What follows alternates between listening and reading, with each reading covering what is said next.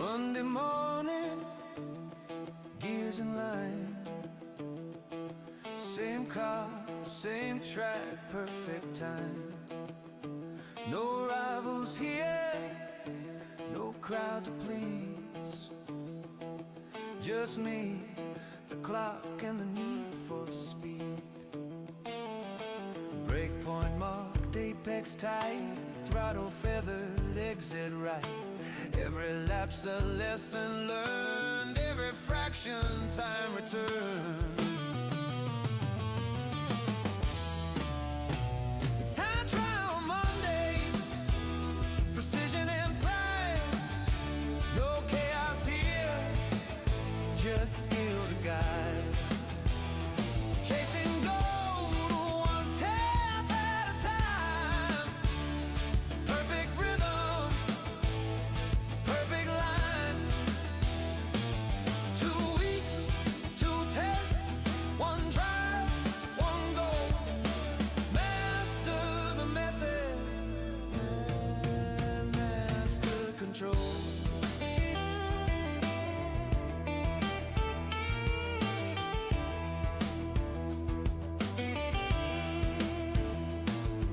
Ghost in the mirror, shadow of me, fighting the version I used to be. Calm in the cockpit, focused and still. Fast comes slow when you've honed your will. Brake deep, steer light, balance on the edge of right. Every second feels like flame, every lap rewrites the game. It's time trial Monday, precision and pride. No chaos here, just skill to guide. Chasing gold, 1 tap at a time. Perfect rhythm, perfect line. 2 weeks, 2 tests, 1 drive, 1 goal. Master the method, master control.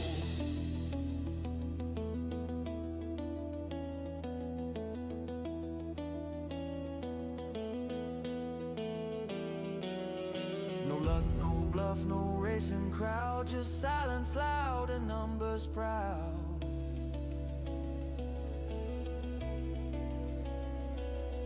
The track don't lie, it knows your soul. It takes patience to reach control.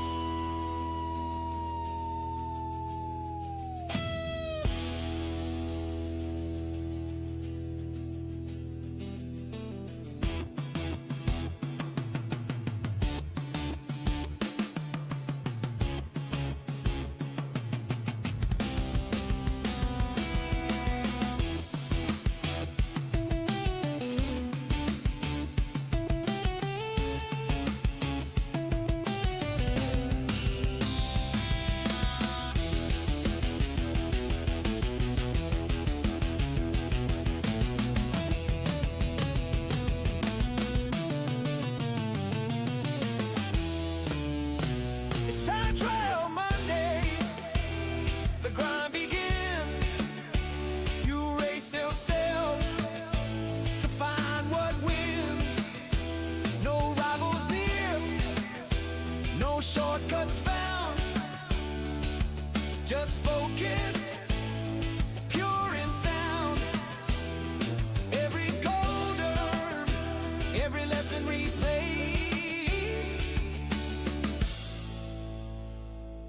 That's the Widdowmaker way.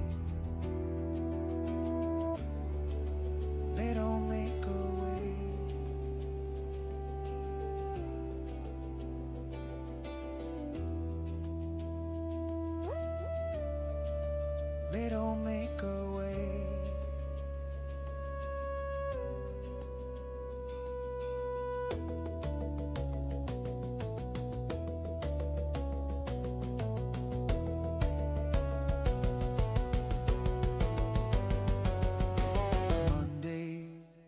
for the mind, Tuesdays for the fight. The week begins with discipline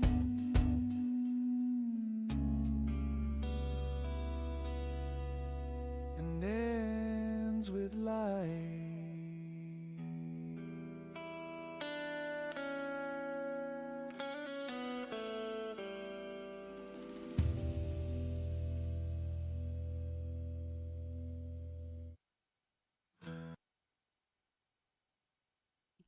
Hello, ladies and gentlemen. Welcome back. It's Time Trial Monday. It's holiday in the UK and most of the world at the moment. It's Easter weekend. It's Bank Holiday Monday, Easter Monday.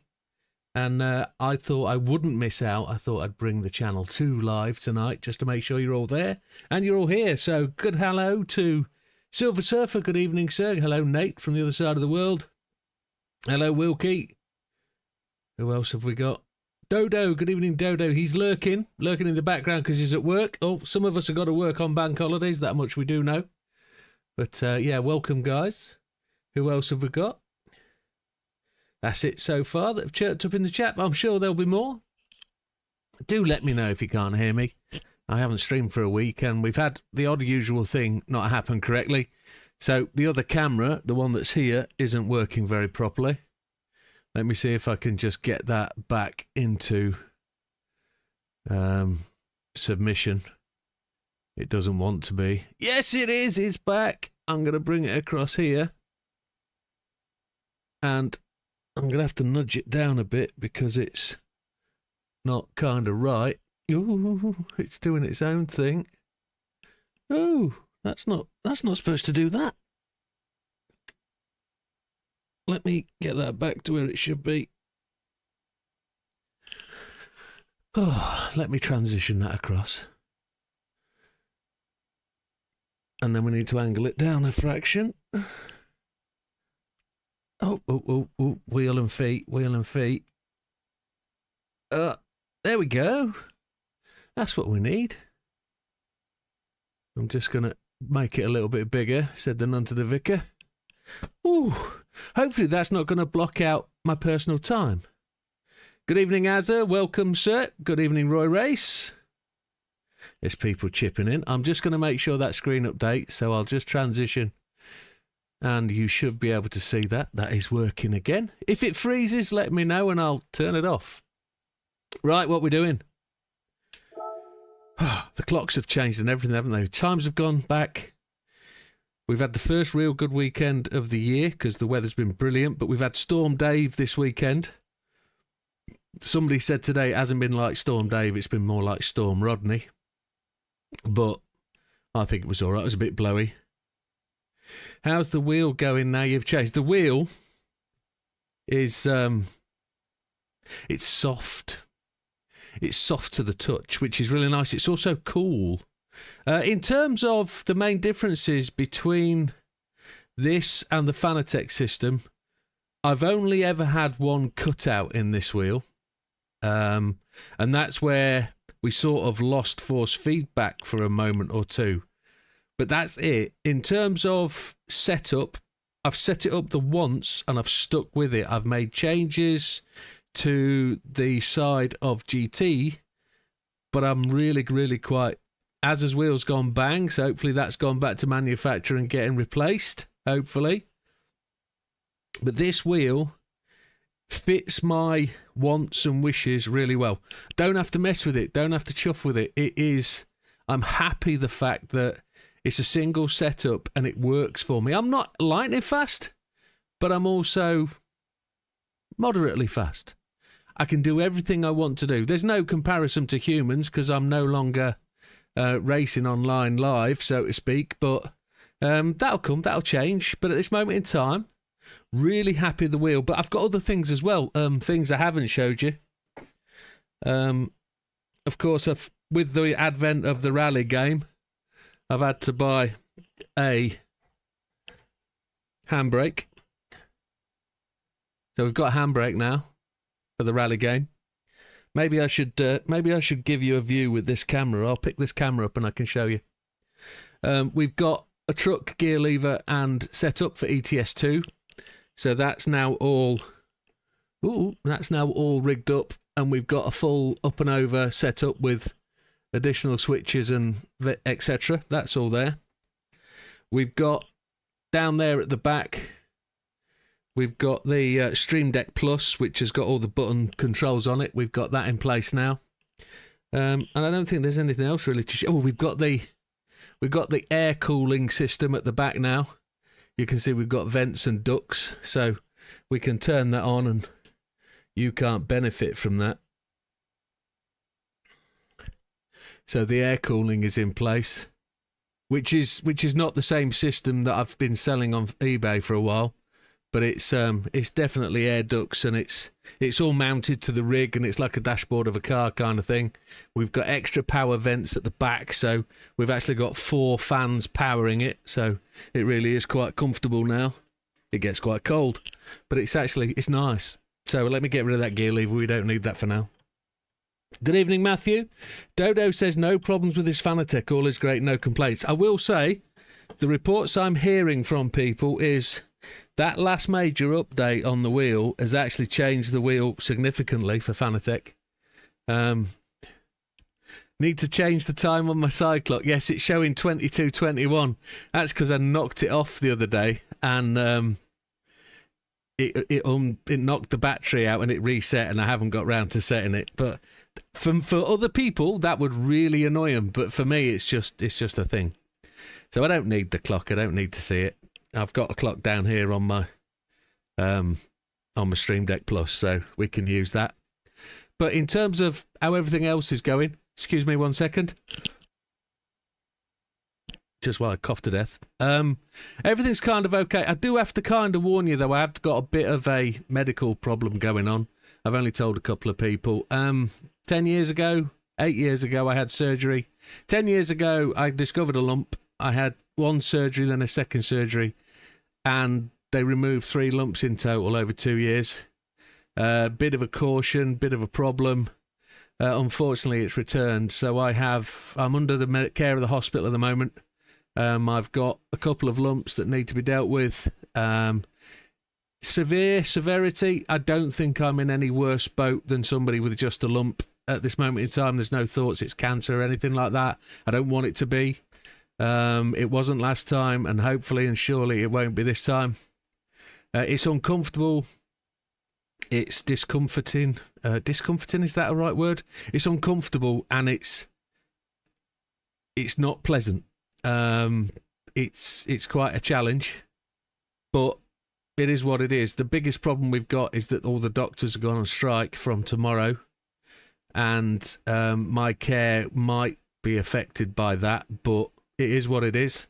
I'm still going to be here Mondays. I'm still going to do the videos. The only thing I can say is at some point I'm going to have surgery, and I will be out for a number of days, maybe a couple of weeks, because I won't be able to walk and I won't be able to sit and move pedals, won't be able to drive. So at this point, folks, just bear with me. We'll do what we can do, and life goes on as normal. We're not going to be dim and dismal about it, and we'll deal with everything that comes along. But put that to one side, put that to the back of the brain for now, and I'll keep you updated and let you know how everything's going. There is no fear, I believe, of it being anything more serious than something that just needs to come out, and we go from there. But thank you very much for all the kind comments, chaps. Good evening, Lee. Welcome, and I'll let you in and tell you more about it as we go on. But it is what it is. Right. Usual Monday night recipe. And I hope you've had a great Easter weekend, and that this is your opportunity to whoop my ass at the leaderboard for this week. And again, yes, absolutely. Get your excuses in early. He's right. He's right. So, time trial Monday. We've got 102.5 million. And we finished 1,319th at Suzuka. Thank you, Wilkie. Appreciated. Absolutely, Silver Surfer. I know you're in a far worse condition than me, and I hope you're on the road to recovery as well, sir. I am not in that world. I'm in just got a lump and it needs to come out kind of situation. Might have a lump or two. We'll see. But we'll go from there. We're off to Trial Mountain reverse. Let's have a look at Michelin Raceway Road. Where are we? We're at 1.9%. We've got a 129.203 versus a 131.68. How are we on the... Oh, yeah, we're miles away, aren't we? We're in... Oh, look at that. We're in the top 20. Top 20. We've got a few people around us. Dodo's above us. Azza's above us, look. David Jackson. There's a few people slid in the top. Look, Lee's gone top. Look, he's got his time. So that's everything where it is. That's good. We're not even a second. No, because that time's changed, hasn't it? That time's changed significantly. That's been moving quite a lot. So I know we were substantially quicker than that in terms of gold versus our time. But we're only just under a second ahead of that gold time, so I don't think there's any chance of us losing that. Trail Mountain in the Toyota Crown Athlete is the next one. A 2:15.367. Dodo says I need to do it, but haven't had time to do it properly. Excuses, Dodo. Excuses. 2:15.367. Where does that put us on the list? I've forgotten already. 2:15.367. That's an interesting shout. Stream shared in the Discord. Thank you very much, sir. Appreciate it. I do have things to talk about on the Discord. We'll come to that later. Olive is in 21st spot, 367, and he's just outside. Turbo, Tom, Geordie, Mike. Itchy's just outside. There's Love It, Rapid. There's a few people. Gandhi's just outside. But at 20th spot is the first place in there. There's a few people using their own cars. Nando's in. Roy Race is in. Roy Race is in twice. Azza's in 12th. Chippy's in. Akuna Matata. Trigger. Davy Jackster's in there in 6th. Dyer is in there. Dyer was saying today on YouTube he hasn't had much chance to go at the power pack. Do give it a shot. Look at that. Fat man, 4th spot. Hayden, and then Lee. What else do we expect? That's quite a usual leaderboard, That's quite a usual one. But let's have a look. Let's see where we are. Let's see where we can get to. 2:15.367. It's on Sports Hards. Ooh. And it's Trial Mountain. Now we're using... Hang on. We could use the safety car or we can use the actual car. Let's have a look and see who's... Use safety car. Use the safety car. Why is everybody using the safety car? Well, not everybody is, look. That's interesting. That is interesting. I wonder if there's a difference. They look exactly the same power. I wonder if there's aero differences with the lights on the top, maybe. Well, that's an interesting think. So you're using Sean's wheel, the RS50. Only had one day with it. Very nice. Very nice. Get to see the benefit of both. I've actually got some work to do on pedals. Our tester in the marketplace has sent me some information back about the pedals that I created for him. I am still reworking those. I haven't actually fired my 3D printers up in a little while because of things that have been going on. But I will get back to that and get them sorted. Trail Mountain. And we're going the reverse. Interesting. You don't like it? Get used to it. It's the only one you got. You've got about half a second if you can hook the lap right. Oh. Okay. Settings then. Assists. Got to turn them off. Got to do this properly. According to JB, that is. Sports hard tyres. Controller settings, usual, 5 and 10. You know that by now, we don't change that much. You can invert those pro pedals, you know. Go on, tell me how. I suppose you could fix them to something. I don't suppose I can invert them in my current rig setup. I suppose if I turned the plate over, but then I'd have to have nothing underneath my feet. That would be quite weird. Yeah, I don't know how I'd do that. I don't have those pedals, Azza. I don't have those ones. You've seen it online very much. Share alike, share away, Lee. Share, share, share.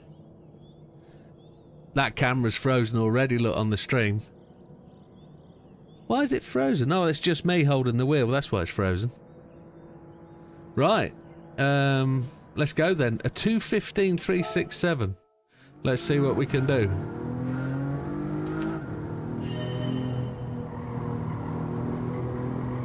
Slow in, fast out is the mantra for today, one would suggest. Slow in, fast out. Let's see what she's like. Whether she's grippy.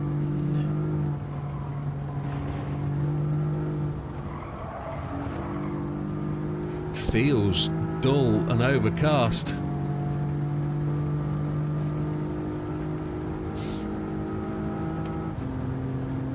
Where's the braking point for here? We're going to brake at this concrete lump.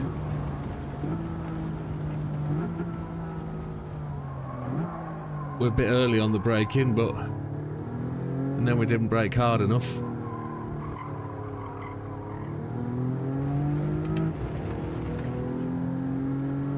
You've got the RJ12 cable for the Simnet pedals.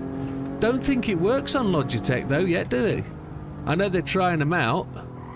I know they're developing the connectivity, but I don't think it's quite working yet.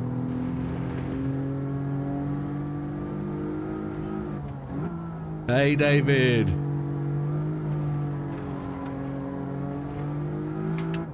No worries, matey. You look after yourself. Have a great Easter weekend, or end of. And we'll see you next time.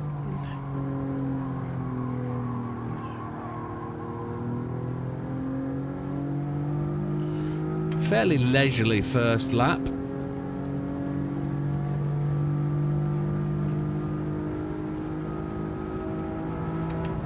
Tonight's beverage of choice is Fanta Lemon.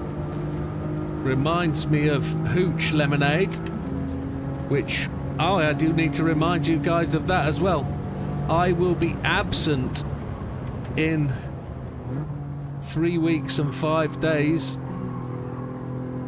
because I'm going to Morocco for a week. So we will miss a time trial Monday, unfortunately, but it will be a double time trial the following week. We will do a double day. That is something like Monday the 5th of May, I think. The Cinco de Mayo, it's Tequila Day, which we will be enjoying in the middle of Morocco somewhere. Well, Agadir on the coast.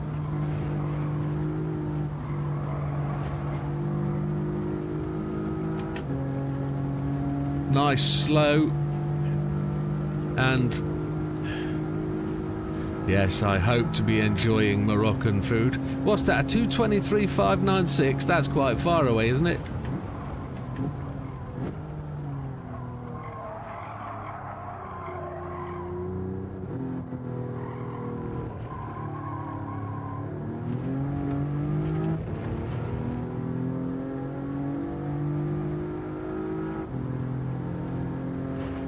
He's got blue lights on.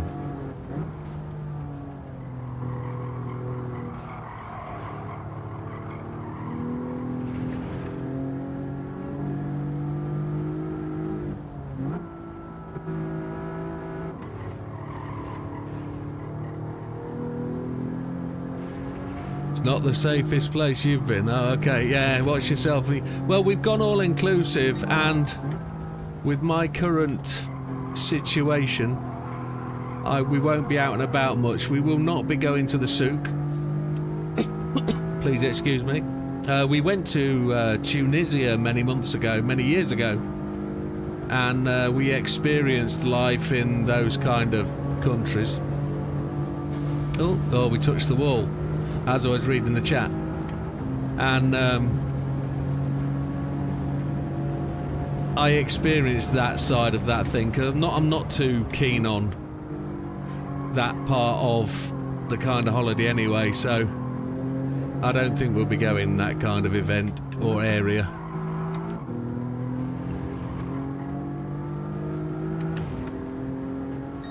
To be safe, to be sure.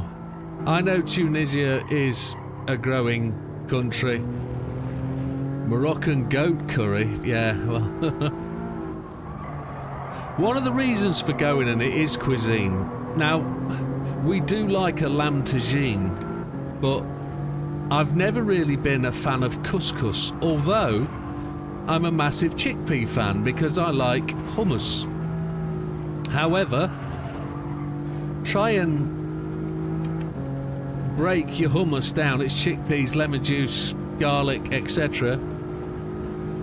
No, that's fine. That's fine, sir. That's fine. No issue with that at all, Dodo. No issue whatsoever. It's great to give people awareness and warnings. No issue whatsoever. So I like hummus, but chickpeas themselves, I'm not overly aware of. And in that being the case then, the old couscous has never really settled with me as being a fantastic thing. And I've never really known how to enjoy it. So I'm hoping going to Morocco and going on one of these little expedition chef tours things that allows you to go and cook a Moroccan dish and enjoy it in a traditional sort of environment will kind of open my eyes to couscous and how good it can be, how good it should be. So if we can get that right and do that right, I'm hoping to come back from holiday with a little bit more knowledge. Rev it out, says Lee. Okay. Where are we revving it to?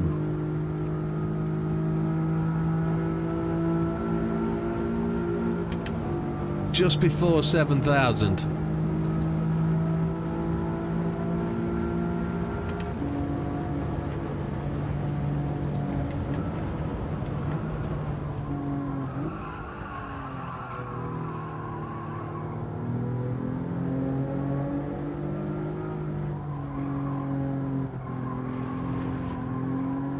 Yeah, so I do fancy a bit of the old lamb tagine. And as you say, it might end up as goat, but you never know. The country itself it's a closed currency country, so you can't take money in. You have to buy your money there. And I've been made aware that every hotel's got a cash machine outside the front of it, and it's just very common for people to get tapped up while they're outside at the cash machine, which kind of makes sense. But we'll be sensible with that. We'll go for walks up and down the front. A 2:18.967. What's the time we're heading for? Anybody remember? Well, I've just effed up, so oh well. Oh, wrong button. Let's go and have a look. 2:18.967. Where do we need to be? Can't remember. I think it's got to be 5 more seconds quicker than that, hasn't it? Yeah, we're in the bronze. 27,000. Let's just have a look. 2:13s we need to be in. 2:15s. Yeah, so where does that put us? We're in 36th. Amongst people we've never really noticed before. Mr. Gandhi is just ahead of us. Camera was frozen. Yes, it has. We will, yeah, it's died. I'm going to have to sort that one out. We need to find out what goes on with that. Yeah, thank you for letting me know. So, yeah, we are down there, 36. Let's keep going. Let's just keep with the same ghost. Yeah, let's load the we keep the ghost, don't we? Yeah, there we go. So we got about 5 seconds to get amongst the fast boys. And we've got to be braver. We've got to be braver at various corners. We've not found the limit yet. The car is quite drivable by the feel of it.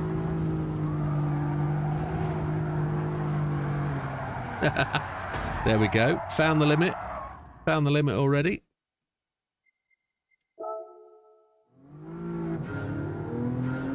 You see the record time there anyway now on the right.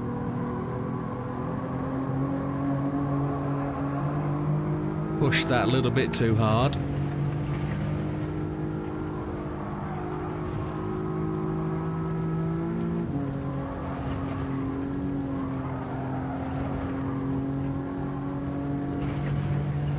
Do it your way. Catch you soon. All the best, Dodo. You take care. Good luck with work.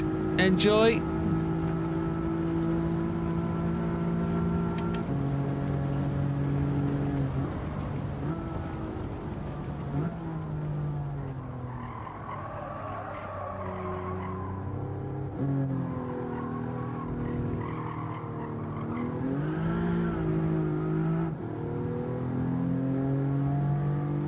Mum, that timing was sublime. Happy days.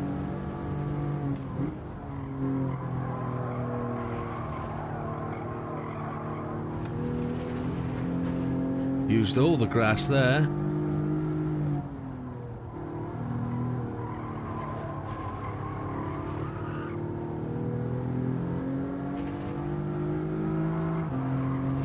We got a long way to go.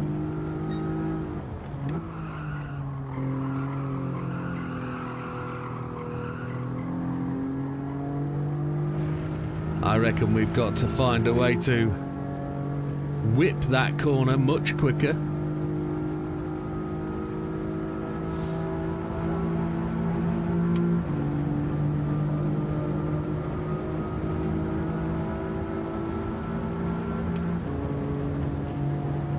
Now there's a yellow board there. I'm going to brake just before that, because I did notice the car slid out quite a lot.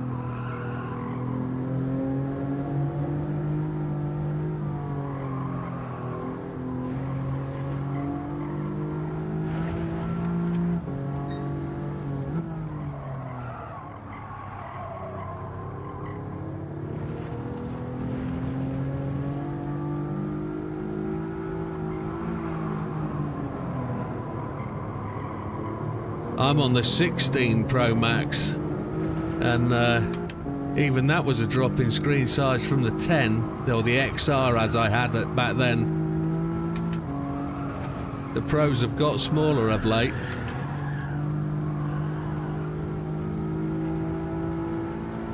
Lots of cross hands. So predictive typing, Jim turns into Mum.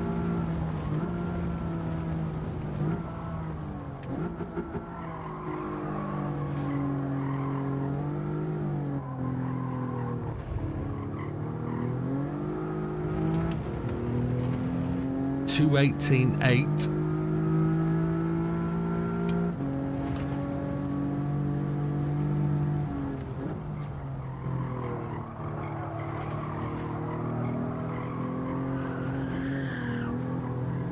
Oh, just rescued that from the death.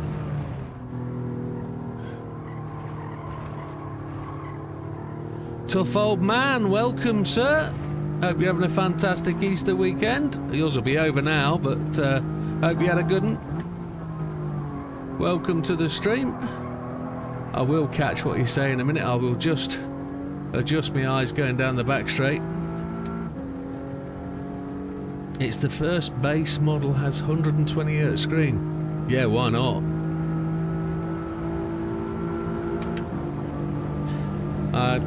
I was noticing my battery on my phone's dropped to something like 90% already.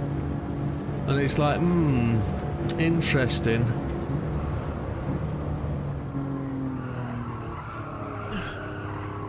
I don't think it's still saying it's conducting normal business behaviour, but why did that go red? What happened there? Got a red lap somehow.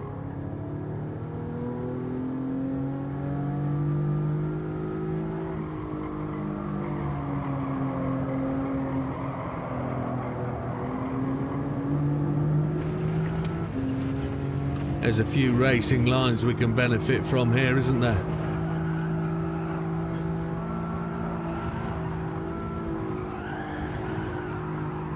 Oh, hello, wall.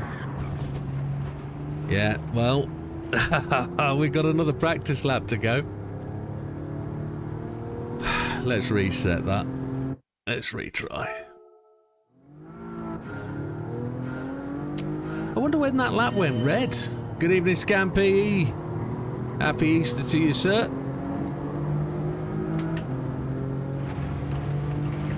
And please don't anybody be upset by being wished Happy Easter. It's not necessarily a religious event. It's just 4 days of a year that form Easter, and you don't have to celebrate it to enjoy the 4 days off. The speakers were broken. Oh, never good.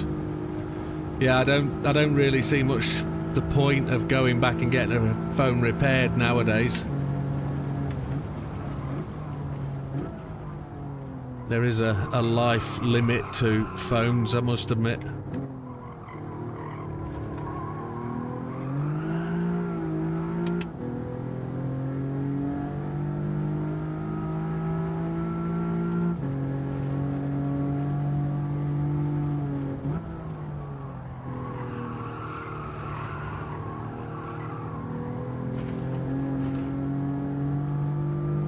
Doing all right, fella.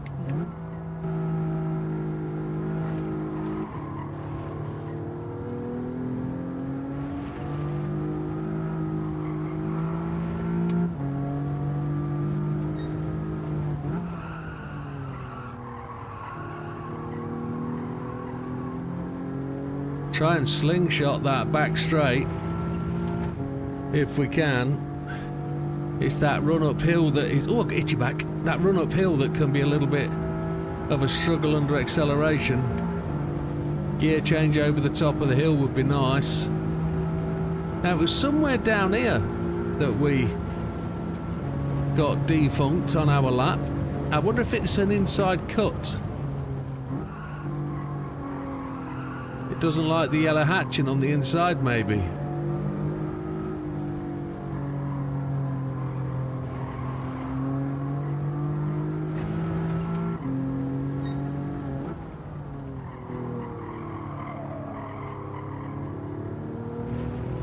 Now we're going to try and slingshot this one as well with the wide line in.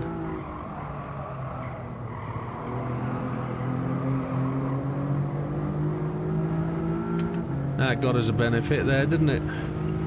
Try not to lift or break through that one. Ali lifted massively.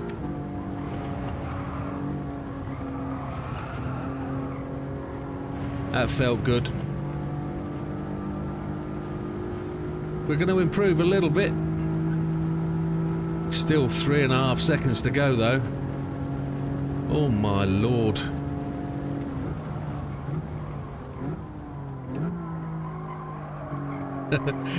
Silver Surfer's not down with the Easter. I get it. I see what you did. I had one Easter egg which I purchased today for £2. And I've only eaten the chocolate bit. I haven't eaten the insides yet. Oh, shish kebab. Wow. What? I must have touched the grass. Wow, 2:16.741.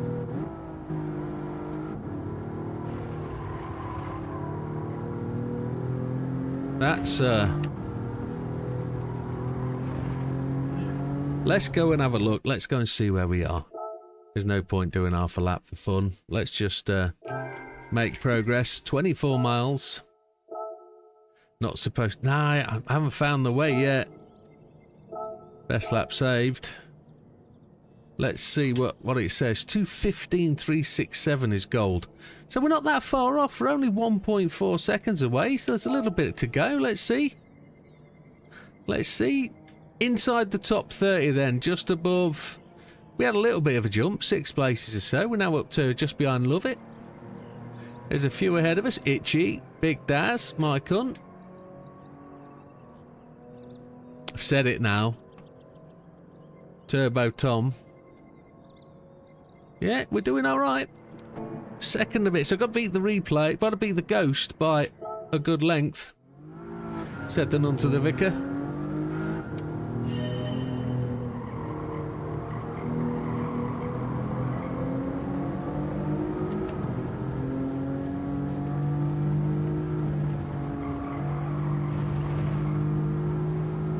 It does bite, I can tell you that. You've got to let it settle down after the initial slide, haven't you? You've got to let it float into where it wants to be.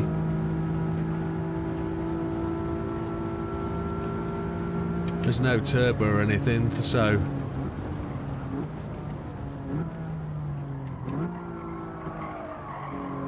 Flat shifting is kind of what it's all about. The second gear acceleration's massive there. You've got to go with the second gear. It's got NA lag. Talking of NA lag, I had my first real head-to-head with a Tesla on Thursday night. Set of traffic lights. Tesla next to me, outside lane. I didn't boost my car off the line. I didn't enter the launch control. I just went for handbrake or foot brake to throttle, and the boost lag on my car, insane. The car was a full length ahead of me. You cannot coast and roll. I could possibly coast and roll, yes sir, I could, definitely. But yeah, the Tesla four-wheel drive had me off the line big time. Once I got rolling, matched it, but in terms of the insane instant power hit that the electric cars have, it's unbelievable.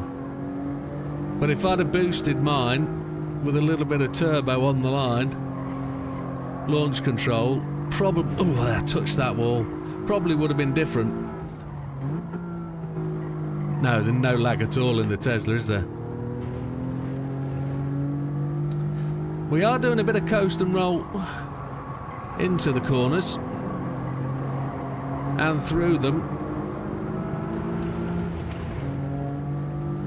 No, it's instant electric power in the Tesla, isn't it? It's just an on switch, it just goes.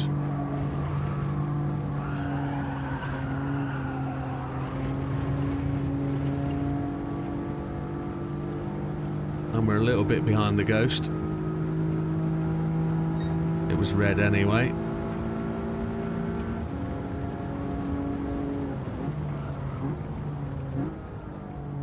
Well, I know I can get all four wheels on my car spinning from a boosted start, so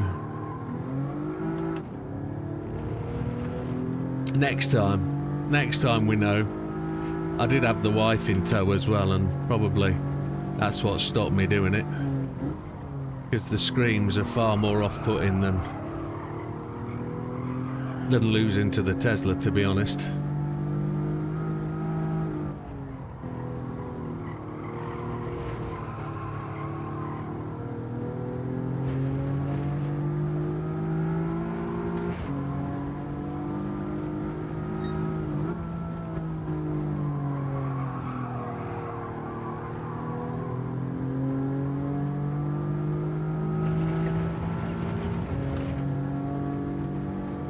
We'll see. Come on. Batman's still not got his car back. What have you got then at the minute? Have you got some other electric car? Be an alternate Skoda or the same Skoda, one would guess.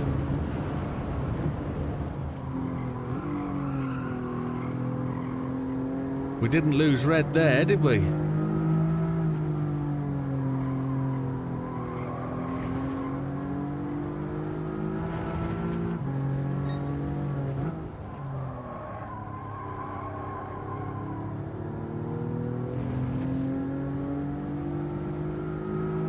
Try and do the old coast and roll as suggested by Silver. That made us gain a few.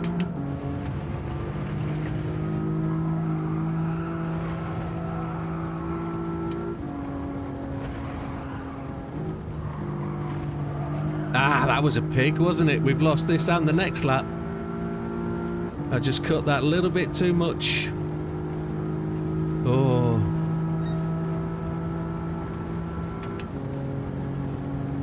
Well, that's good to know, Lee. I'm glad that's fixed. Cut out, weld in.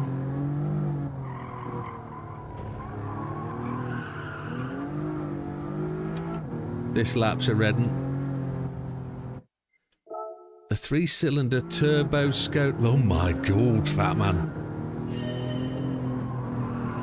3-cylinder, it's about like a 1.1 or something. But it goes like rapido poop. I can't imagine you're enjoying that.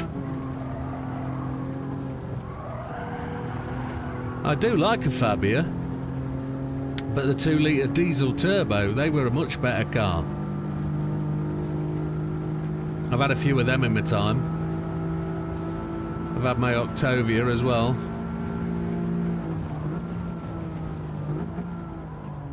Which was the 2-litre diesel turbo. The VRS, that's what I got my number plate for.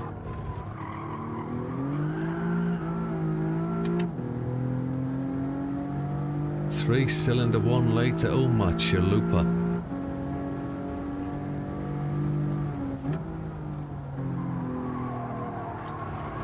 I know the Americans around us will have large engines.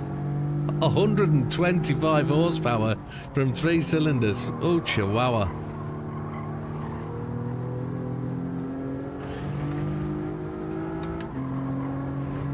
Well, to be fair, your 1 litre of 3 cylinders is not far off the optimal cylinder size, actually, based on science and engineering. Because your max power per bang comes from a cylinder size of about 0.3 without turbos, etc. 0.3 of a litre per cylinder and multiples thereof. So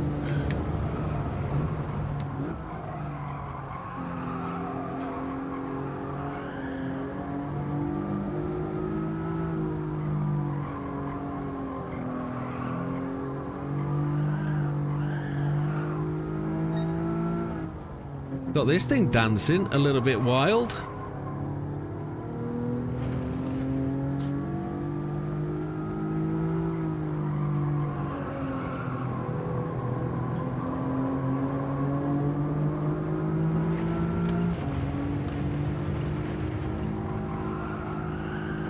Try and control this a bit into here. Got vibrations going through my feet again.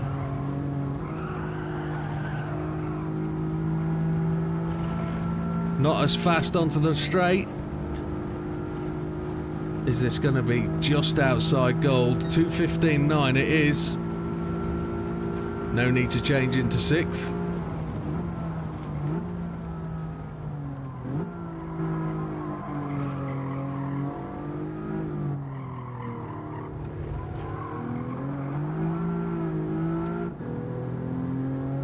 We're on it.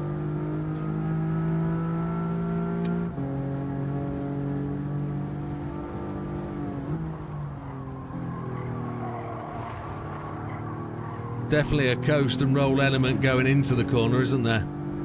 Definitely.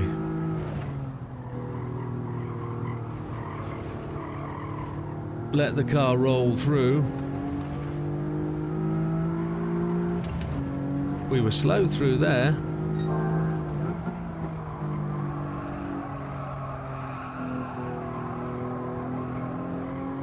front end just wanted to slide and we went red.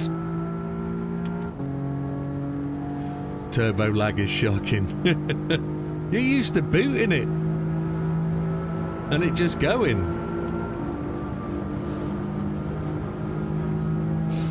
Tell you, I can't believe just how good that Tesla was off the line. It just went. But I guess I knew it would, and that's the real first time I've ever lined up against an electric, so... And we knew he wanted to go for it. So, it was all good fun.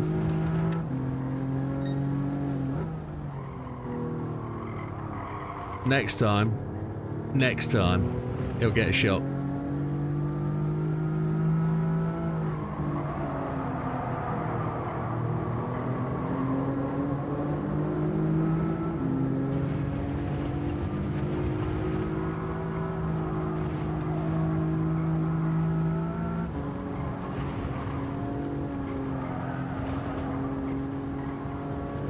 We're actually faster through the line there, that's pretty okay.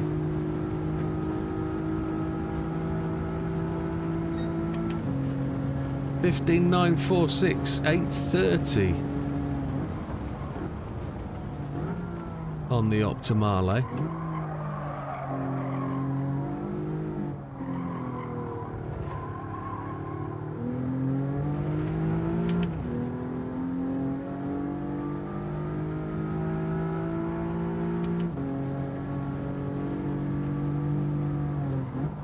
Come on, let's see if we can sneak up on the back door of this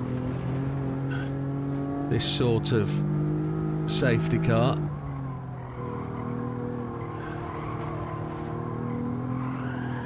Oh, Chihuahua. Oh, yes. That was never good, was it?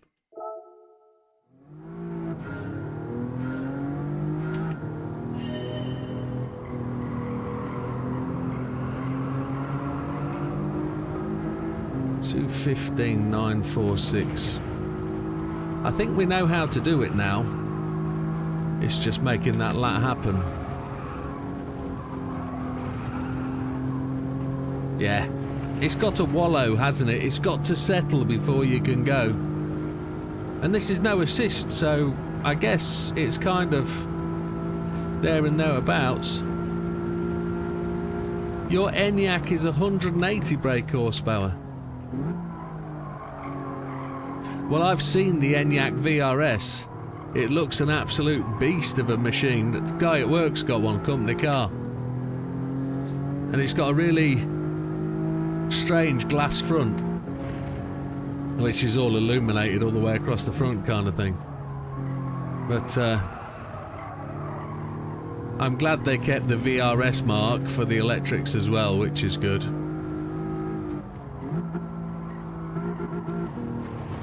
Doesn't need to be second gear there.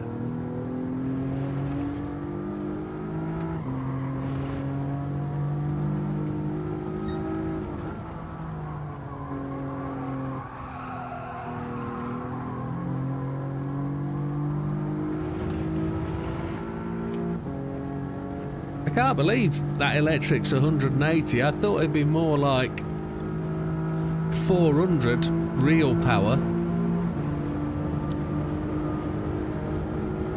Wow. Because I'm not sure how they measure the electrics truly for horsepower, because the true measure of horsepower includes RPM. And I guess the RPM of an electric is going to be different to the RPM of an engine because of where the RPM's measured. So you either measure it at the crankcase or you actually measure it at the output of the gearbox. So to calculate horsepower correctly, that is.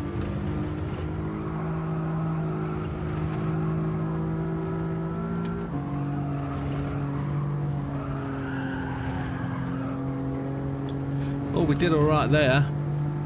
I think we're just going to beat that. 2:15.7 maybe. 2:15.7.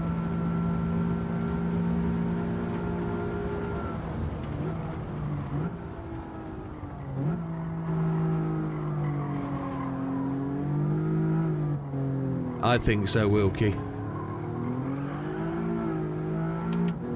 Lime green, definitely. Be a nice car.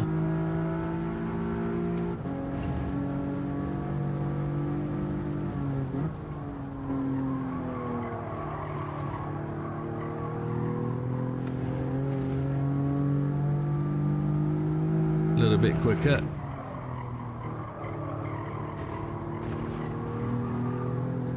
Easy on the throttle as we came out there. Don't want the catch back end to flick like last time.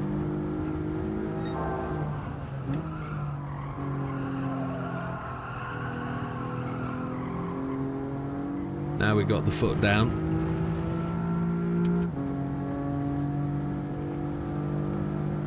No stopping, it says. We will try not to.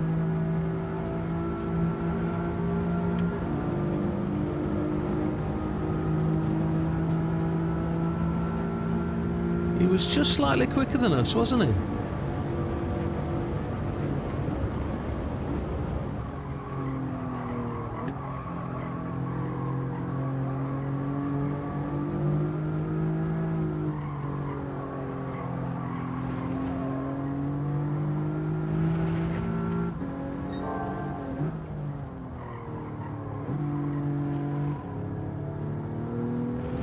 Wasn't sure about second or third there.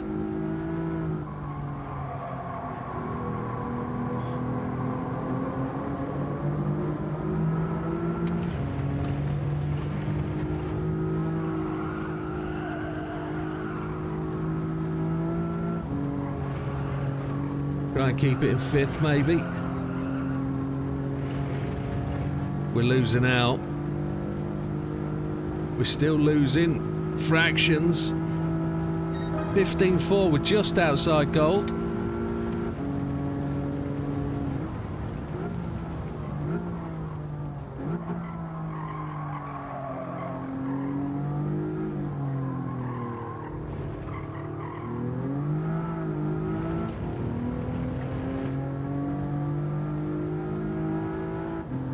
Optimal's better now.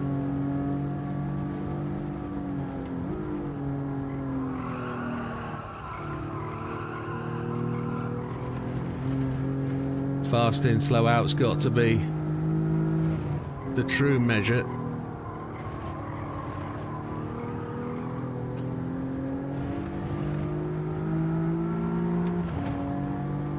Come on.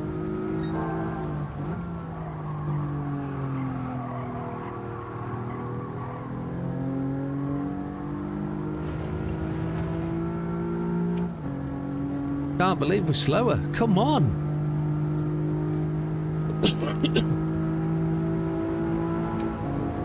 Is that right? They convert KW into mechanical HP with the formula, yeah.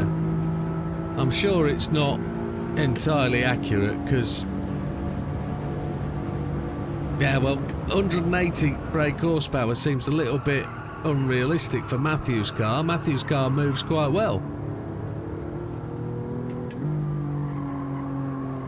And it ruins the tyres quite easily, as Matthew can contest.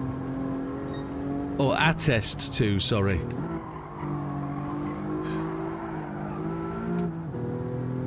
Oh, we knocked the controls then as we flicked the steering wheel from left to right.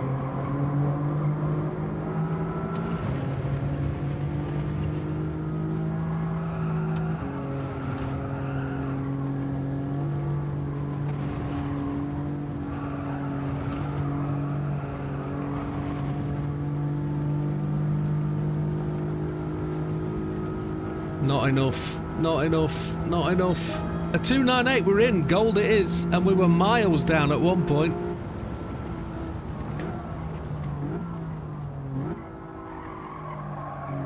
So this lap should be better.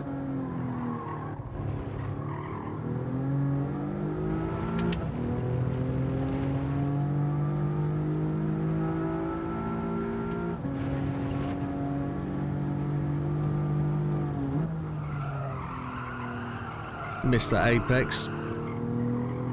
Got to get better there.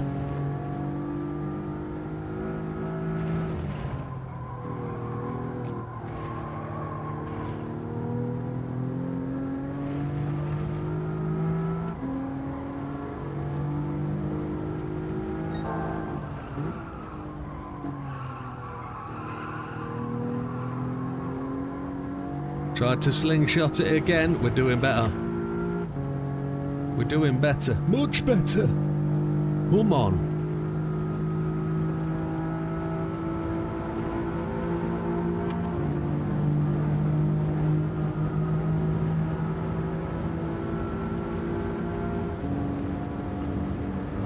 Gonna brake on the end of the yellow lights.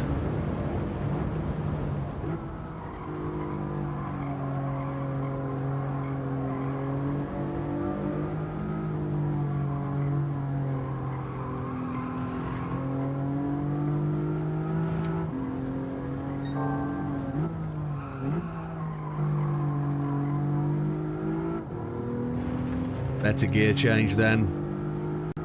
No slip or slide.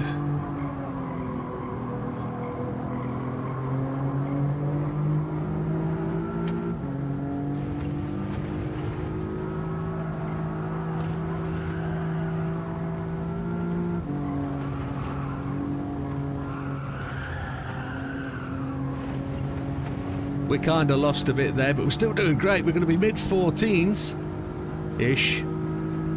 We would have been mid-14s.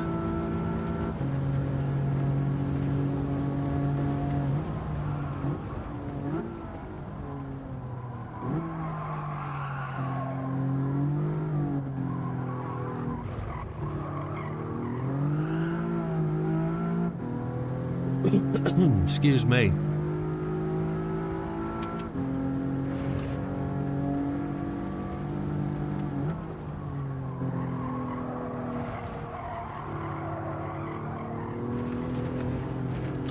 Yeah, it felt good. Thank you, Lee.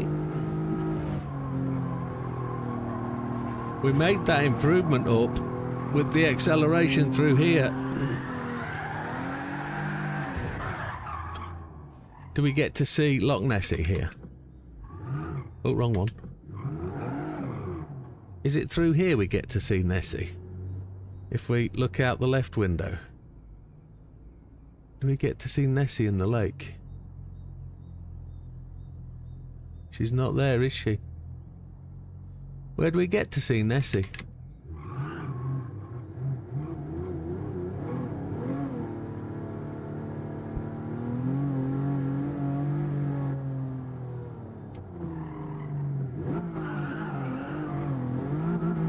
Four tyres in 15 months. Oh my lord. I know I'm probably the same though. It's the four-wheel drive. Where's Nessie?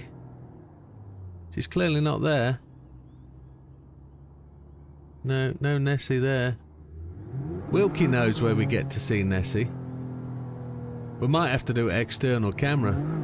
Don't know if you can see it from the car.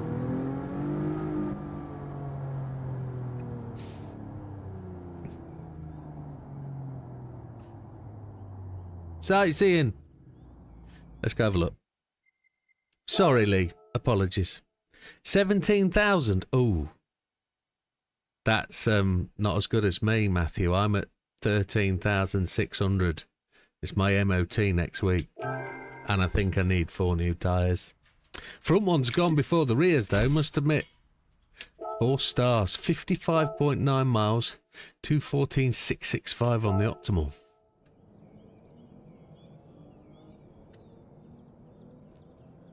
My car's on a 25,000 mile service interval, and the tyres don't last that long. But they were shitty tyres that came with the car, I must admit. So 214,781 versus a 215,367, top 1,679. And are we in the top 20? Yes, we're into the 15, so we've jumped a couple, but we haven't jumped everybody. Nando's there, look. Mickey, Roy Race, one of Roy Race's logins. There's Logan. So we're just cruising up to the back door of Roy Race and Azza again. And Olive, we've been kind of about the pace of late, but then a 213 gets us into the top 10. Yeah, 25k services. I don't know if I like that, 25k. It feels a long way. Sideways around roundabouts. Mine doesn't do that. Mine oversteers through roundabouts. Whereas that yeah, you've got to turn more than it actually wants. It oversteers through roundabouts. It goes straight on. Right, now we've got gold. Shall we change car and see what it's like in the other one? Let's change car. Now we've done gold in the old safety car. Got itchy back. Why do they do that to cars? It's not best for you. They say it is. It's crazy, but they say it is. It's fine. I wasn't okay with 20,000 miles. I've just took mine in for its 10,000 mile service. And now it's on 25. It's like, what? That's crazy. But it is what it is. Colour. Red car and the blue car. We'll have to go red car because there ain't a blue car. They say it's to sell the cars.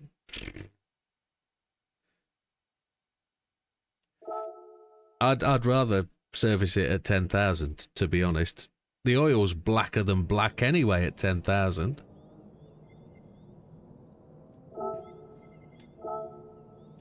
Let's load up the Ghost, the 214781. And we're in the Redmobile, so a 213, that's where we got to be. We're going to have two cars. Motability say I only have 4 tyres left. Ooh.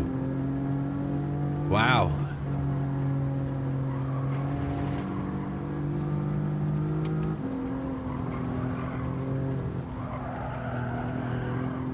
See, my problem with a four-wheel drive car that's got things like viscous diffs, like my Subaru, is you can't change one tyre. You have to change the axle or all 4. Which, to me, doesn't feel right.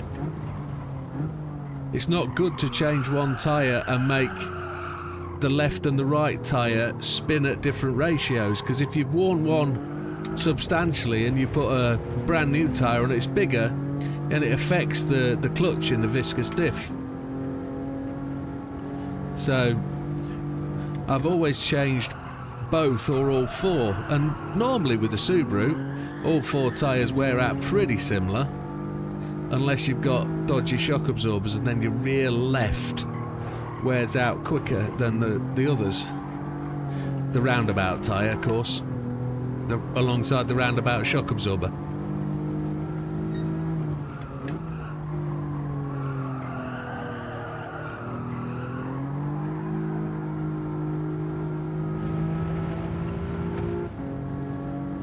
That feels much quicker than this.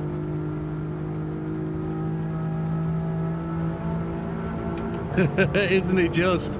Lee says a great thing there. 10k is about the max. Oil is cheap, engine isn't, but Trump's trying to change that. Yeah. He didn't need to do what he did, he says. He did it for other countries. Expecting them to come with him and change things. Well, I don't think anybody wanted to stir the hornet's nest, in all fairness.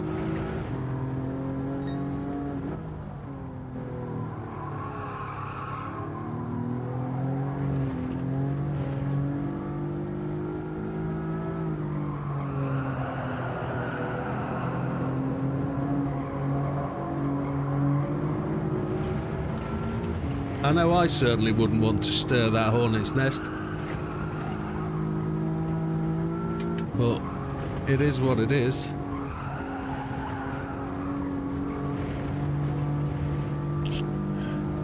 So, as we keep rattling along,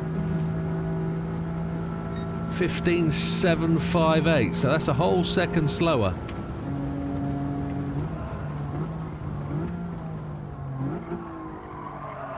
And that's where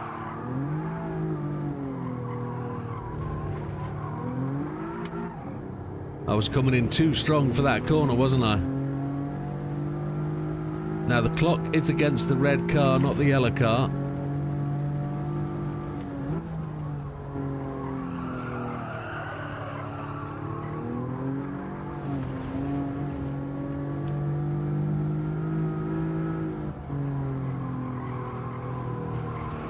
I think this is definitely proof that the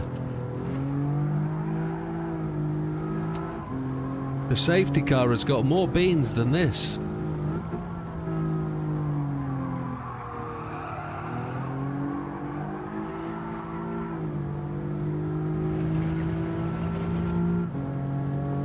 Definitely.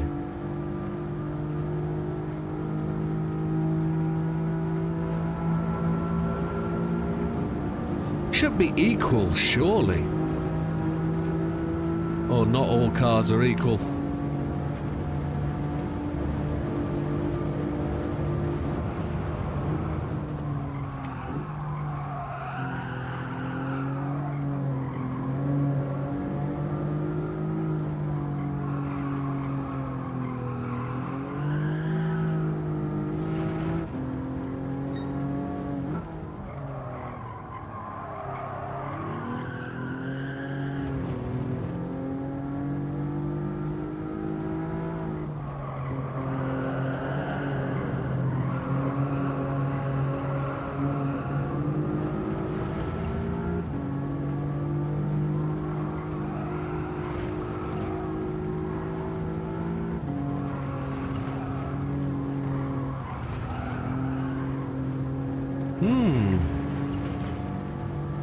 Very interesting.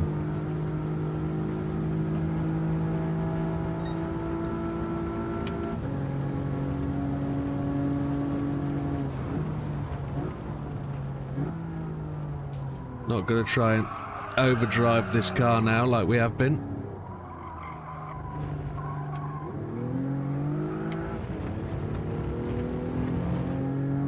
Didn't get it down to second gear, which was unfortunate.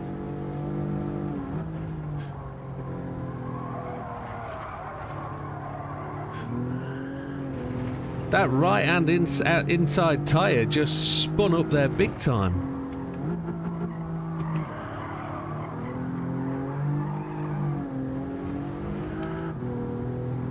The safety car definitely feels like the one.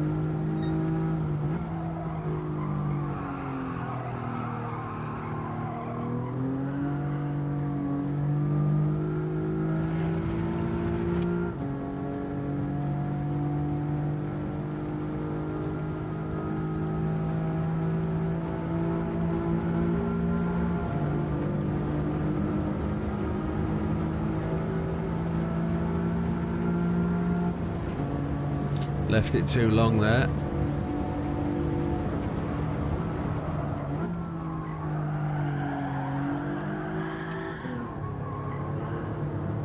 Had to use fourth gear. The blue lights definitely make it faster, you're not lying.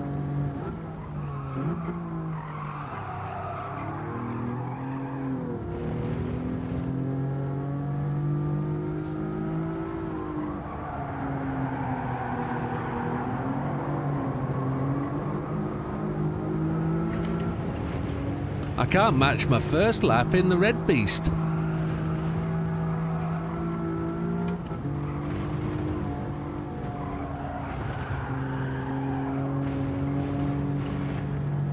Can't get anywhere near it. One more lap, and if it's no good, we'll change up.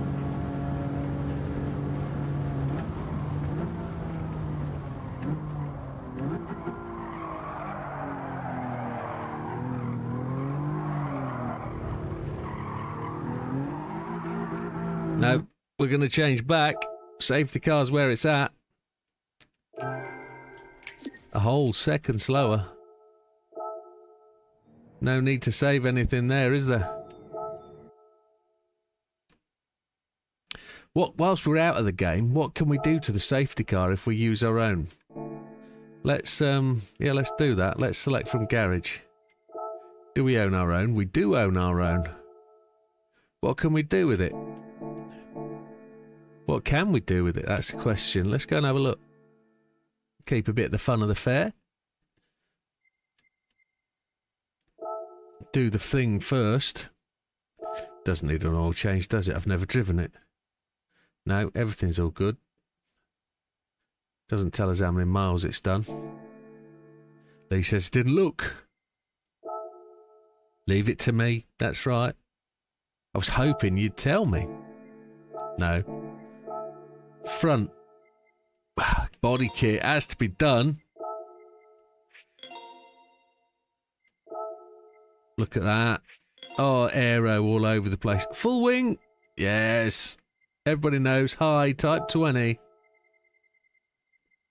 is where it's at. We've got to spend some of this money, haven't we? Other.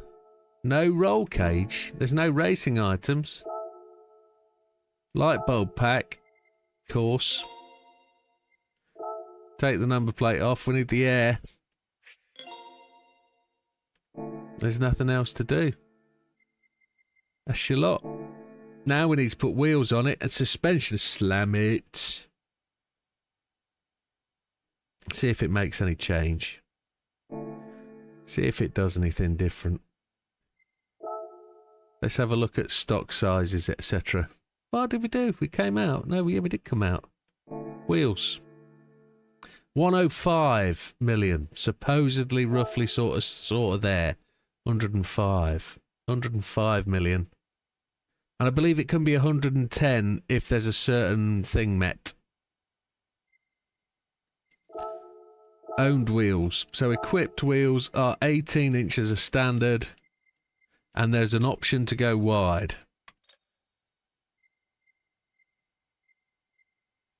That's very obvious on the front. Not on the rear. Okay. So we've gone wide on the standards. What about on a BBS wheel?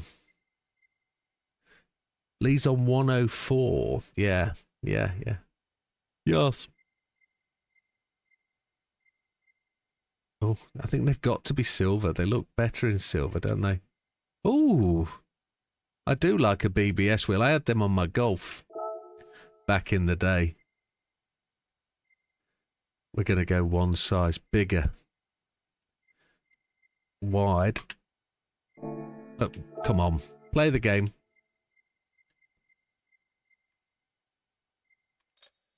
Let's see what the wide fitment does. Oh, look at that. Oh, yes. Yes, we like that. I didn't press the button, though, did I? Did I? No, I didn't.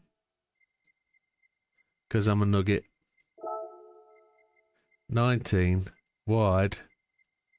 Wide. Install. Oh, she's looking posh. I like the extra mirror on top of the wing. That's nice. Like that. We'll mess with it and then we're going to standard again. Standard car. Because, you know, it is what it is. It might need to accelerate quicker. We might need it to go one wheel smaller. I did install second time round. I did notice. I just right-clicked. You can see I did because it's in there. What we're looking for? We're looking for really nice exhaust and proper suspension.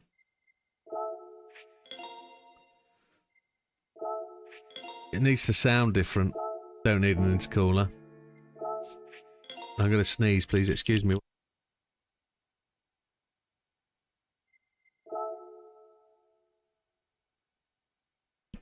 Apologies for the radio silence.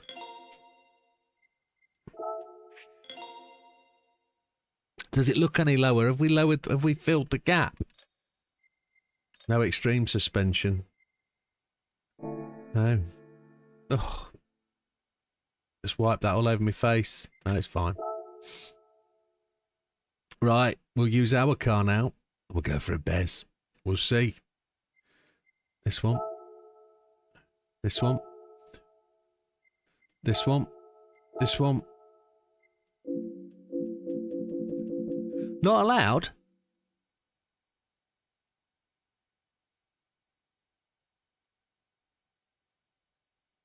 It's because I've already got it selected. No, it's because it's the tyres.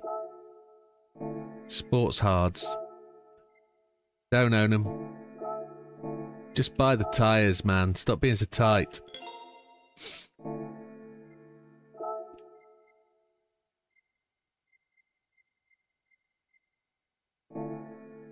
There we go. That's what it is. Right. Ding dong do. Ghost.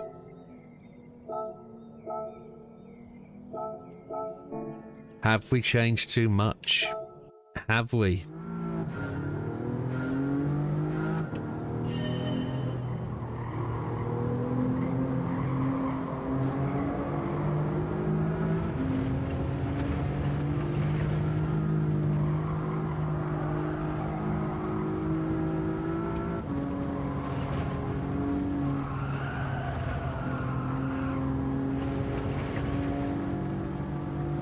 We don't know. We don't know what's going to happen. Let's find out.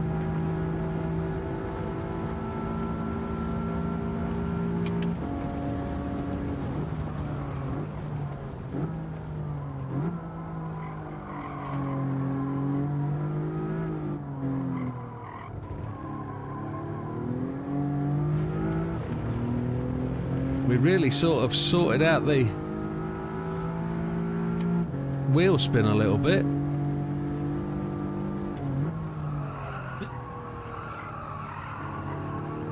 Not really getting into that corner enough.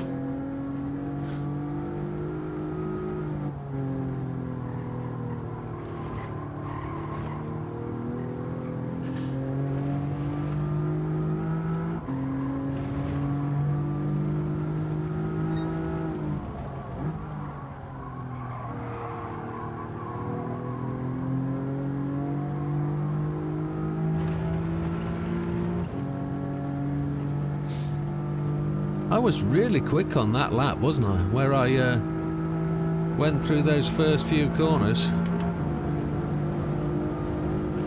I must have had a real good run onto the straight. And that's the overall difference.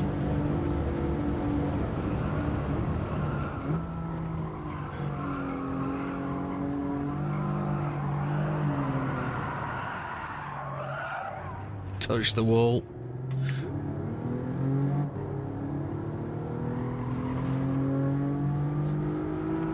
Back to standard car, I think. We're gonna get to that point, are we? We're gonna struggle for half an hour to make any sort of improvement. The wall, we call it.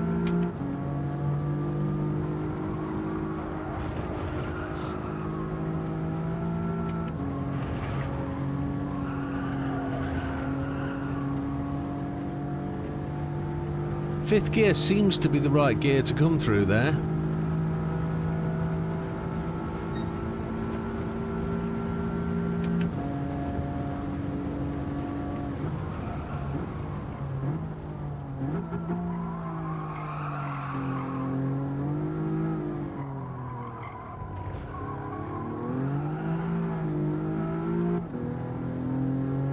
Hello, Olive. Welcome, sir.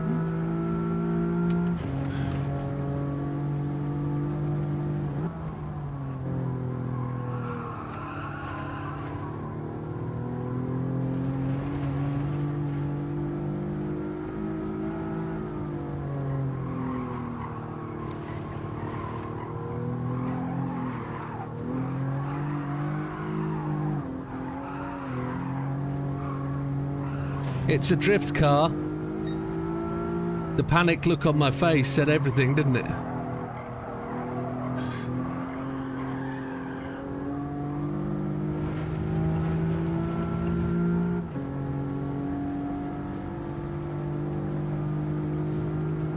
Yeah, we'll go back to a rental very shortly.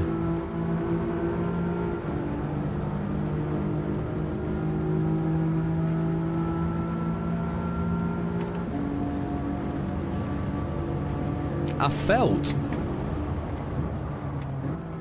the car was much more stable under the early acceleration phase.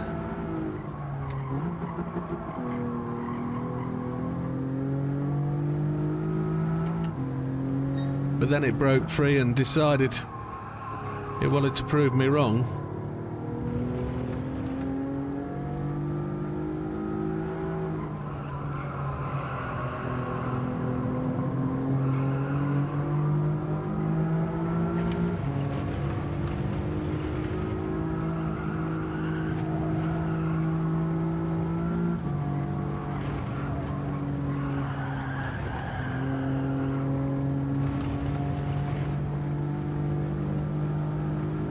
Here we go. Push, push, push. Let's try again.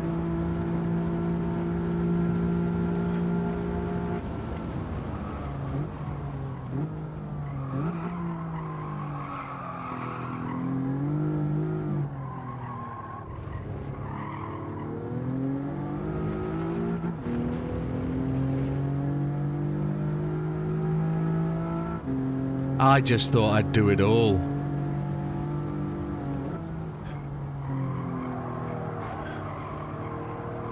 In for a penny, in for a pound. And now's the time to go and change. Go and change it back to 18s.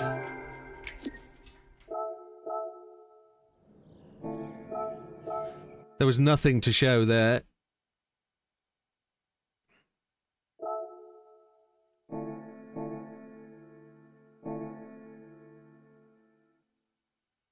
I was hoping for a bit less aggression in the run out of the corners. But it is what it is. If we go back to the standard tyres and just install wide. Did I do that? Yes, I did. It's wanting to change them.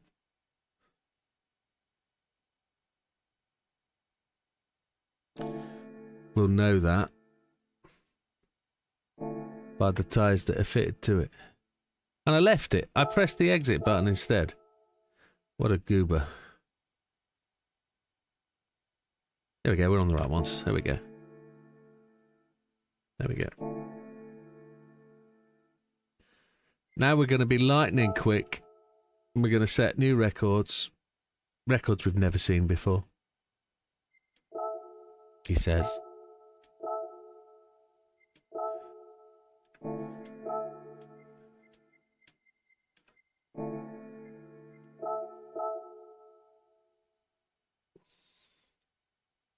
Right, load the Ghost. We've lost a couple of places. Some people are going faster, which is good to see.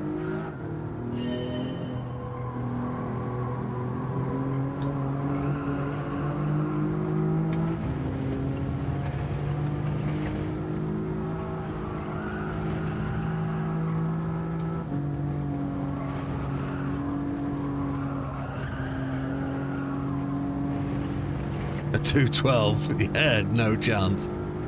But we'll live with the hopes and dreams. Why not? Now, braking point. I'm seeing a slight change in colour of brickwork, which, if I didn't lift my foot off my brake as I was changing down gear, I would feel we were somewhere near to.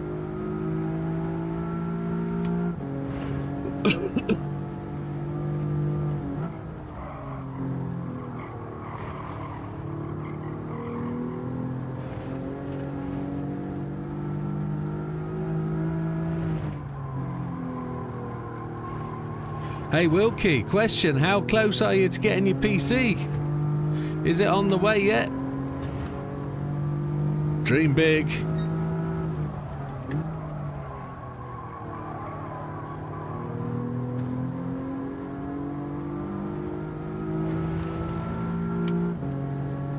We try.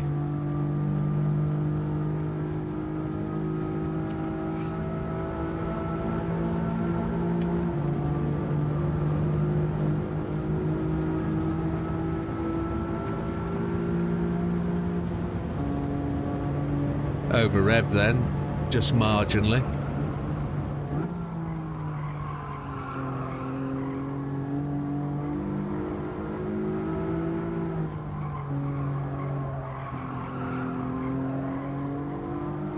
Ah!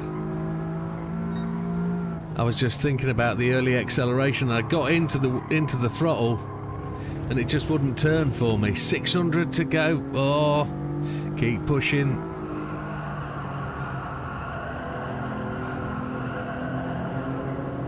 You doing all right? Get them savings going.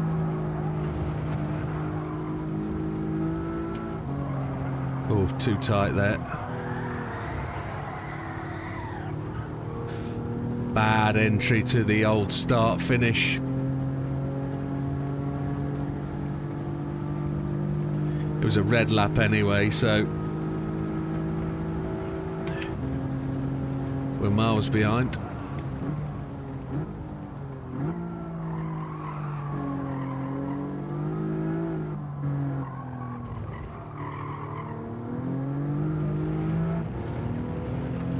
Couple more, including a 5070. Oh, okay.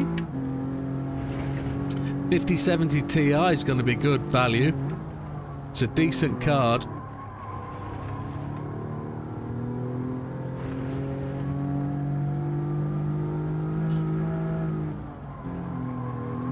The Ti always seems to come through as a later addition to the range with that little kick up the bum that makes the difference.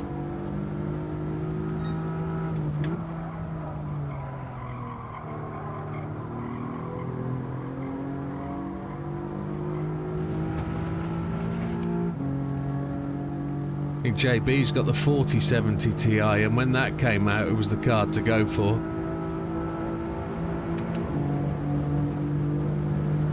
Absolutely, that is good. You've saved more than me. My savings are gone on other things. Unexpected electrical failures on the car for one. 800 quid later.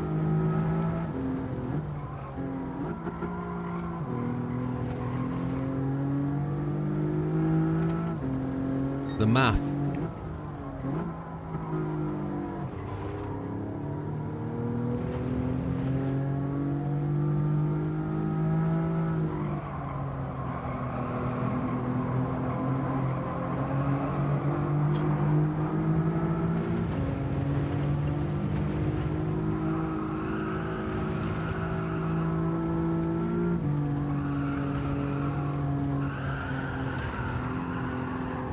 Oh, burger fans.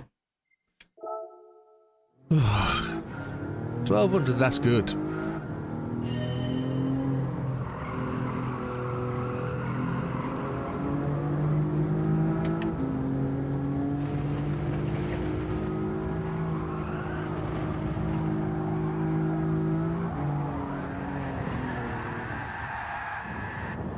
Well, she didn't like that, did she? I think I need to take a very quick break. I'll be back in a second. I'm just going to... let me come out of there. I'll let you look at another screen. I need to take a gentleman's break. I'll be 1 second. Lee says, firing up the PS5. He's going to try different tyre sizes.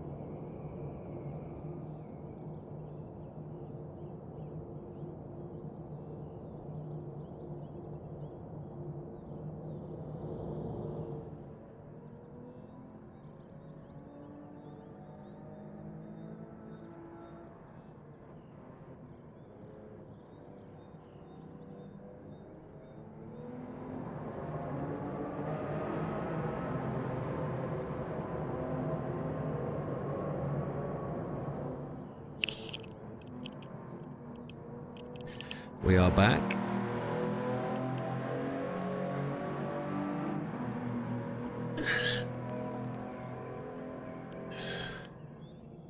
Yeah, I don't know how I don't know how best I would suggest you move on that. So there are a couple of online retailers that are offering really good ideas.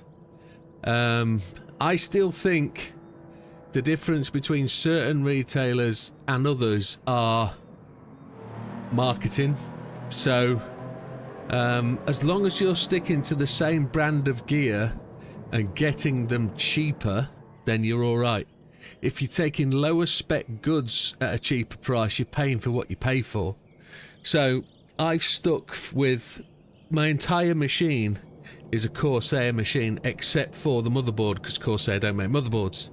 So my memory is Corsair, my HDMIs are all Corsair. I've got a GeForce graphics card, which is NVIDIA, of course, but that's from mine's a Palette graphics card.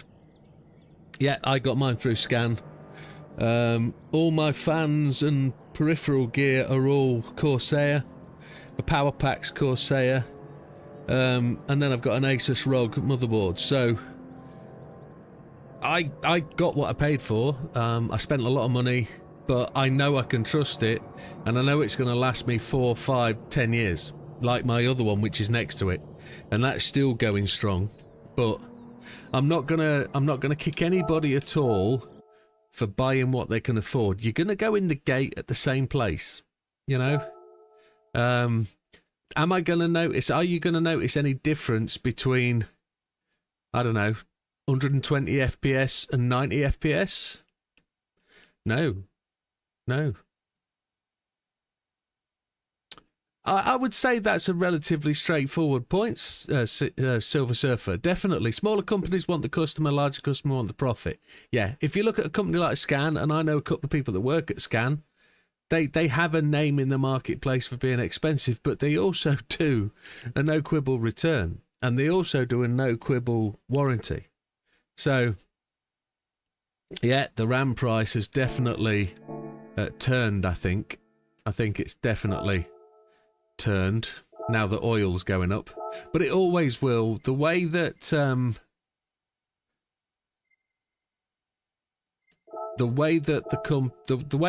the companies manage the price of gear, they will make a shitload of 5090s, for example, and then they'll stop selling them because the price will go up for the release, then the price will come down. They'll stop making them, and then the price will go up. Then they'll make a load again. They'll divert. They'll make them, sell them, then they'll stop making them, they'll divert the product somewhere else, and then they'll make them again. So there's a couple of things in the global situation at the minute that are making RAM and chips more expensive, which is war, of course, because they're used in various other applications. But it's a cycle. They will go up and they will come down, and you've just got to buy it the time you're ready. I wouldn't overly worry at all about them being expensive today, because they're going to be cheaper tomorrow, as it currently is.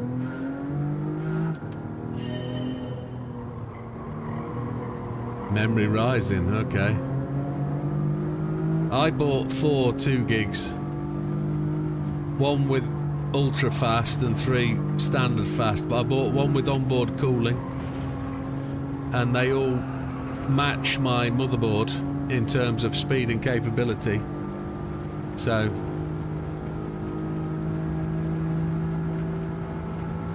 majority of games now want decent speed HDMI, don't they?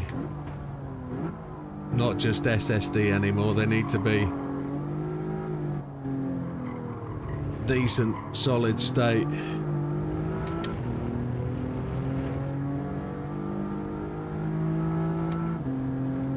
Yeah, that's what I thought you meant, Wilkie. I didn't point that out, I just went with what you were saying. I knew what you were meaning.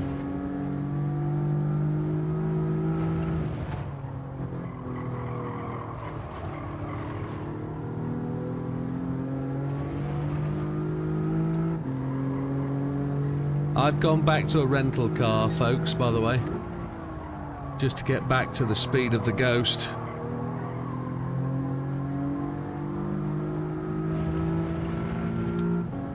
Try and get us back on track.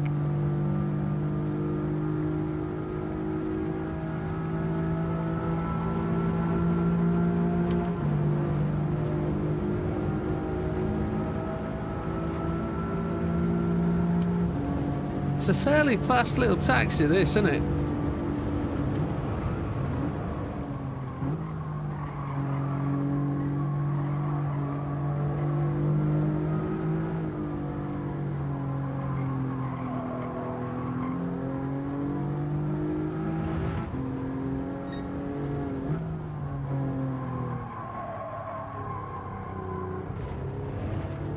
That slid mid-corner.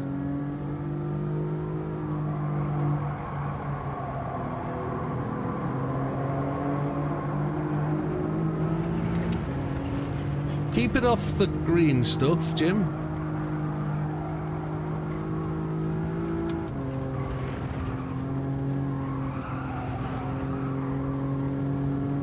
Alright, we're miles behind. We've got to get back to that.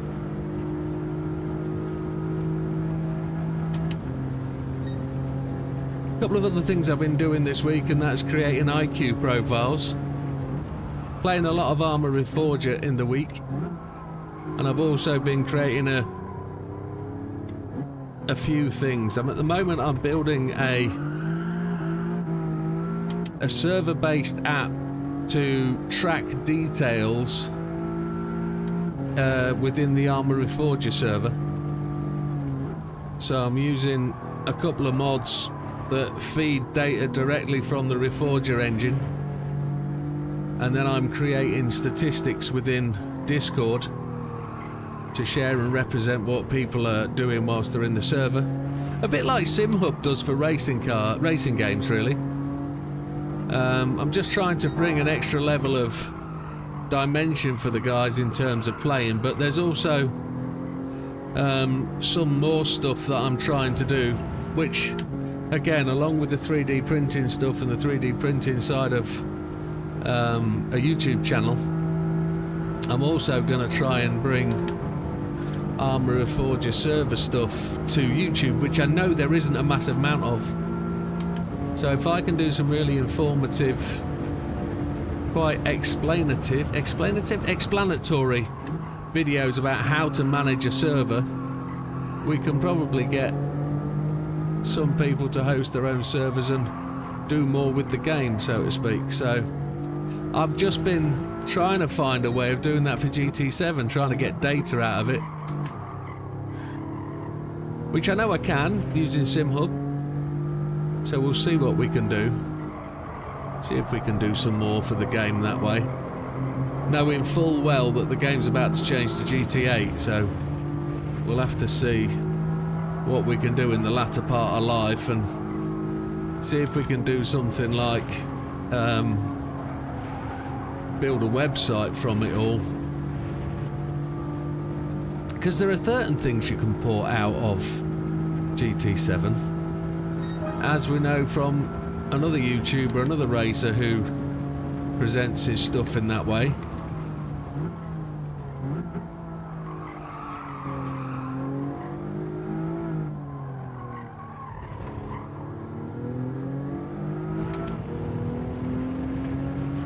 That's all right.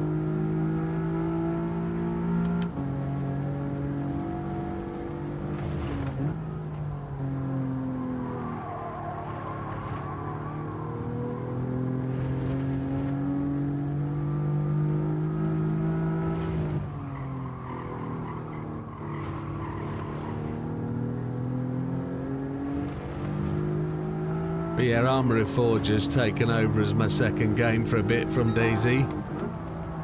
I think my head's been turned by Reforger by the level and standard of graphics. Kinda hoping that DayZ is going to migrate to the Infusion engine which Reforger runs on. And it should be quite good.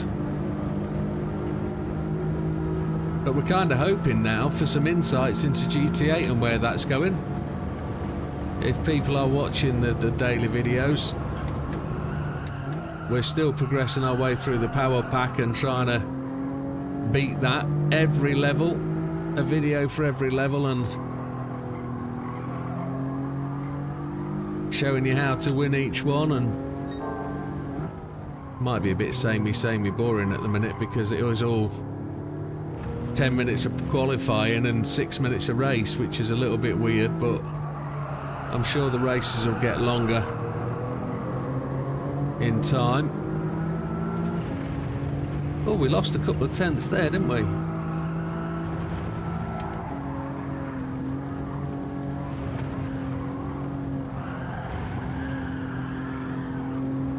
Wowzers. We were sideways big time. And we're not going to beat it across the line. We don't. Let's try again.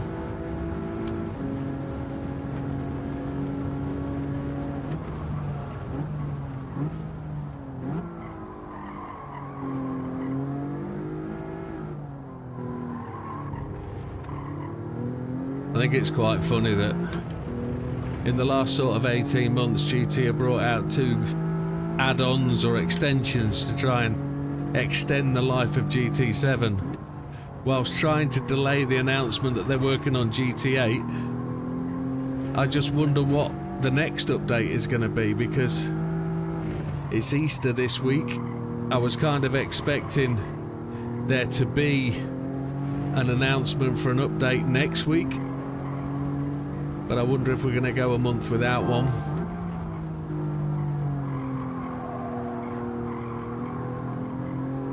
Which wouldn't be a surprise. We've had regular updates for a while. So it'll be interesting. I've got nothing against the way PD does the development of GT7, other than the fact that they really have starved of us of development of good tracks, and occasionally it felt like an afterthought.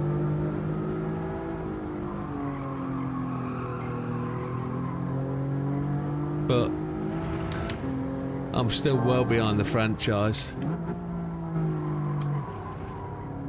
I really enjoy what they've done with it, and GT7 is definitely another advancement on the game and the platform.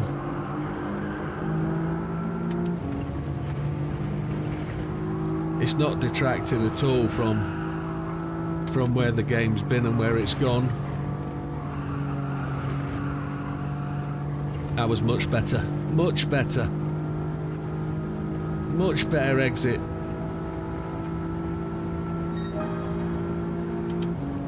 There's a new time.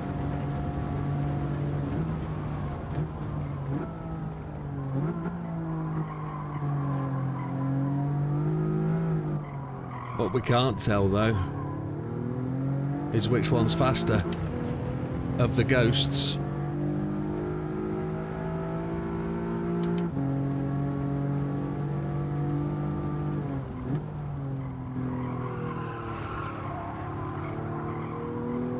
All we know is we're faster than one of them because the blue time says so.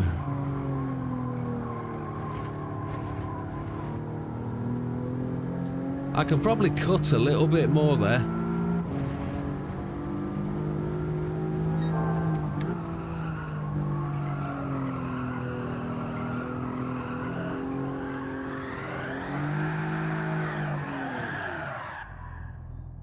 Oh, 2:14.510.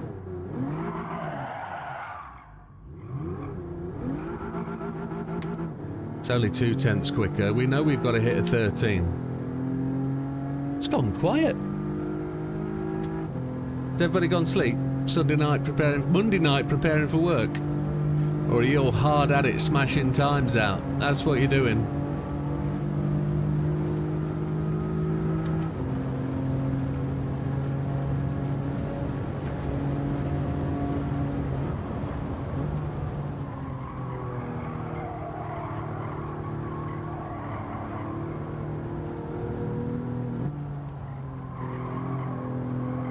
I I think there's time in that corner.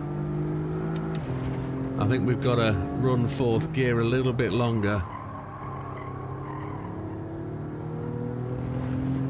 And I don't know if that's the second gear corner. Ooh.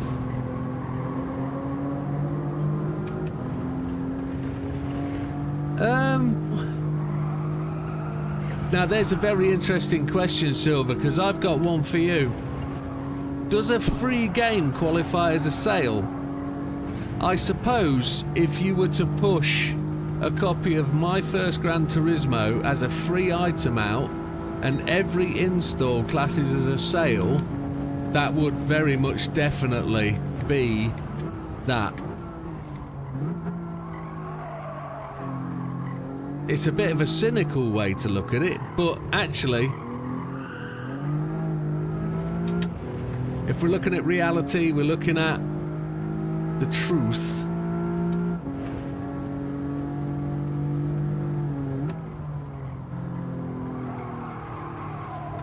Supposedly, Polyphony Digital... Why have we gone red?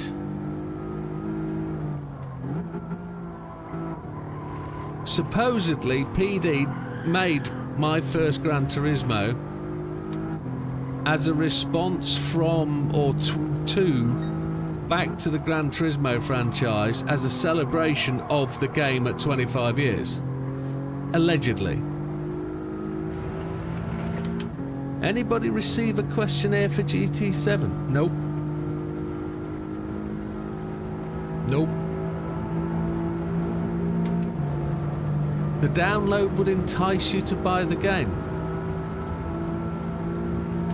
I suppose that's also another lead-in as well, yes.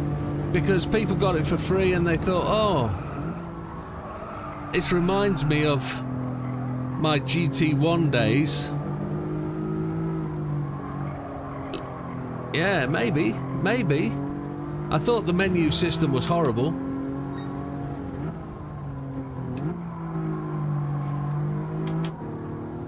It was a little bit simple, but it felt like it was aimed at kids rather than adults. But then again, to be a reminder to those people that had GT1, couldn't be kids, could they? Not now. They'd be in their 40s. 214, 510. I feel I want to click the retry button, but I think clicking the retry button loses the fastest lap, so we will go out and we will do the routine that we always do. We're back at, well, we're almost in the top 1,000. So we're in 12th spot. We're just behind Chippy and Olive. We've skipped past Azza now. But Azza, as he says, doesn't like the car, bites him, and he doesn't like his pedals. So I don't think he's pushing much. We won to 13. So let's load up the last ghost, that one, and go again. Newcomers.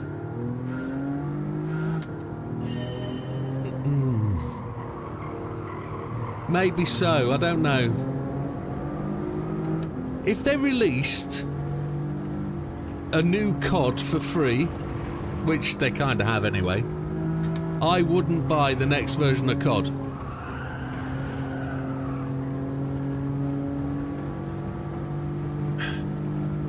I have gone and bought the Xbox racing game. I have. I've had to try it. But I haven't bought Horizon 6.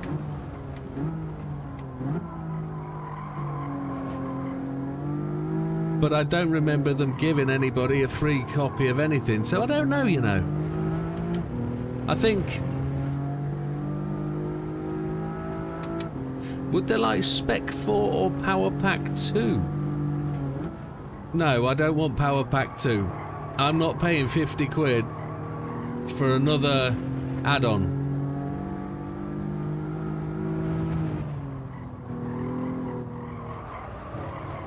I'll have Spec 4 because it's free.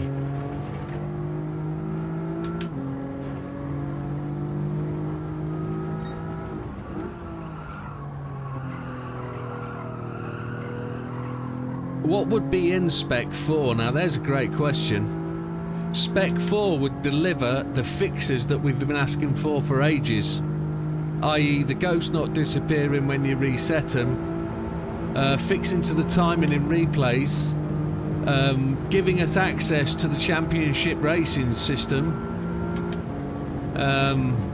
There's loads of stuff that Spec 4 could deliver. Make Spec 4 focused on old tracks, bring back the old tracks. I've got no ghost. And that's one of the bugs I was hoping they'd fix.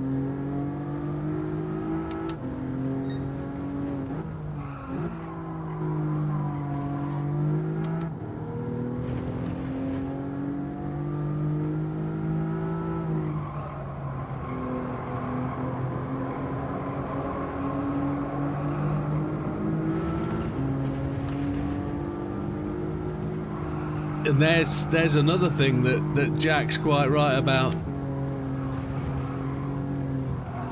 Still no really sure at all why that Silver Surfer lost his account. That's still a big misunderstanding by a lot. Let's exit out and reload in. Seems to me this would be because GT8 would be delayed. Yeah, no different to GTA 6. But I don't know. I don't know whether PlayStation 6 release GT8 wants to be more than just the next PS5 version. I don't know. How many PlayStations have we had? We're on the 5, aren't we? And there's GT7, so give us another GT in this game. That's what they need to do in this machine.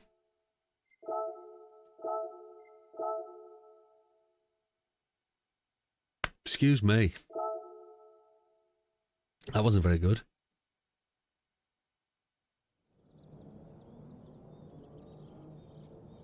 I mean, if they told us when GT8 was coming and they were going to say, right, it's going to be 18 months till GT8. Yeah, give us Spec 4. On the premise that could we do 18 months, another 12 updates with no real major update, and keep the game interesting? Fix online penalties with Spec 4. Do something. Let's not just keep turning over the same old rock and ignoring the fact that online racing is a bag of spanners. Some people can handle it. I can't.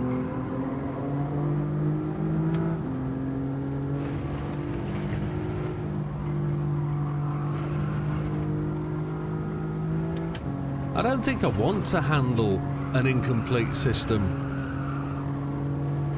Let's hope for a ghost.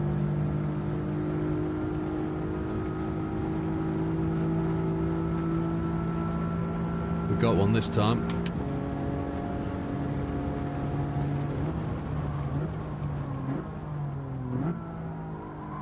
So a year from now for GTA. Wow. That's much quicker than I thought it would come.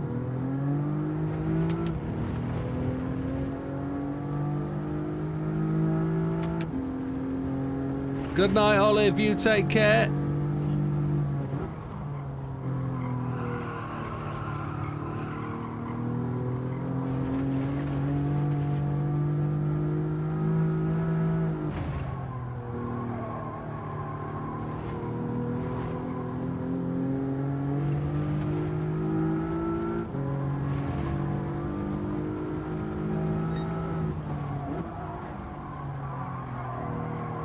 No, I'm 18 months, 2 years away.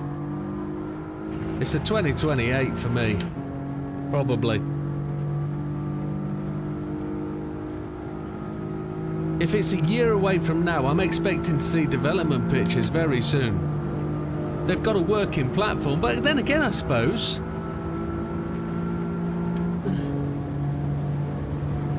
maybe it could be a year away. At this point, there's got to be a working test platform out with testers.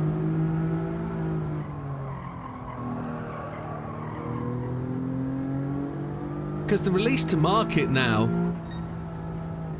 is much closer than it used to be, because there isn't disc production to manage. Because it's going to go all electronic, isn't it? And the disc is going to come at a later phase.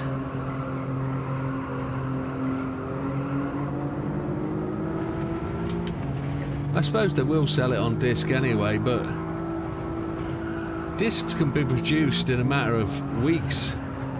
Oh shit, they're bad.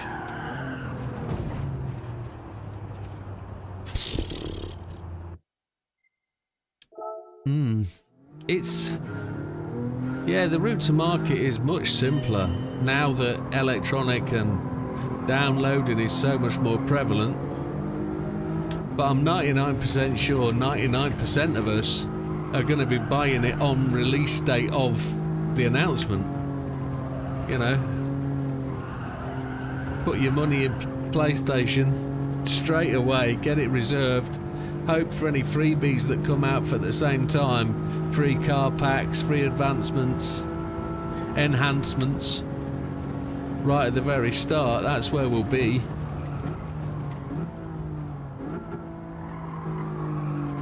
I know I'll be months behind the original, the big YouTubers, your Jimmys, your Super GTs, etc. I'll be behind them because they'll get pre-release versions.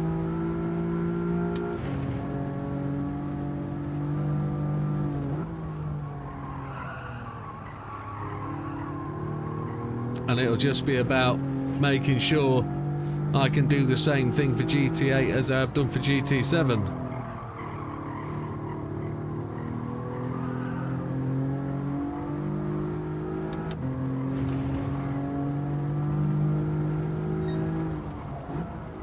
And that's a very good question. Why would they want to keep expanding GT7 if GT8 is only a year away?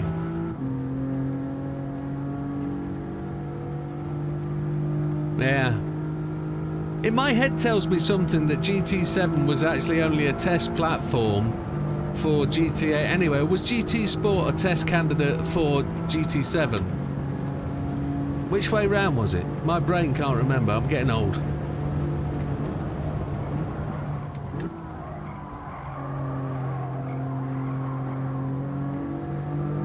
But I would genuinely hope that they take the power pack format into GT8, qualifying mixed grid formats, rolling starts, etc. Keep the rolling starts where they correctly are positioned in the world. GT racing, etc., American style racing. If you're going to release NASCAR tracks, release NASCARs. Unless you can't get the license and you're just trying to encourage the content from that country, or participation from that country, should I say. It's very interesting how they're going to stage that and attack that process. That is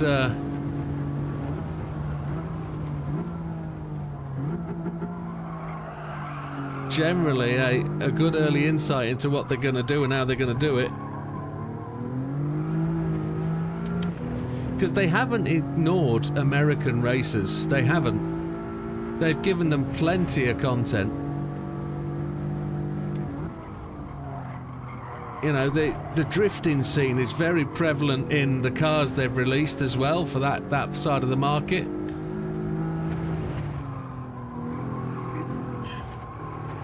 They've tried to keep the content pretty much on top of modern racing, although they haven't really dived into the historic stuff, TOCA touring cars and that kind of feel.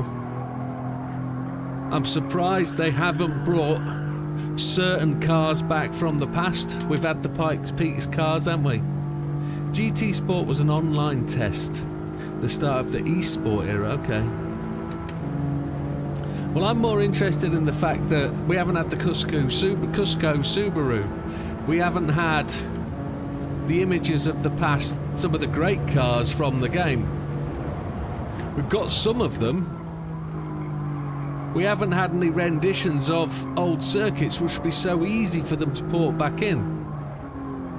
Some greatly called for tracks that we've had in the past, some of the Tokyo circuits. You know, we had a track editor in the past. We haven't had a track editor for this. You know, give people certain opportunities to recreate their tracks and bring user content back into the game. Whether that is just a deliberate thing or whether the technology isn't there for them at this moment in time to do that for today's audience. I don't know. It's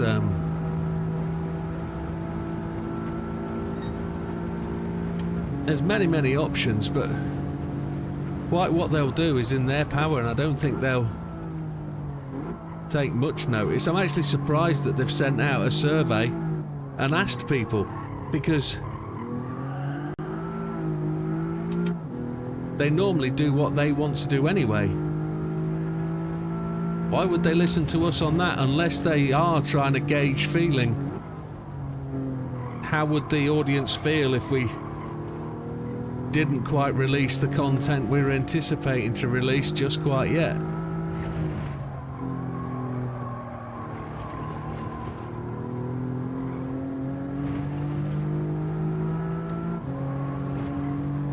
Let's drop the seed slowly and just let people know that because we're asking the question, we're kind of already hinting that it's not coming just yet. Shuffle races? No, remind me what that is. My brain doesn't remember that. Maybe it's just a different description. What do you mean by shuffle race?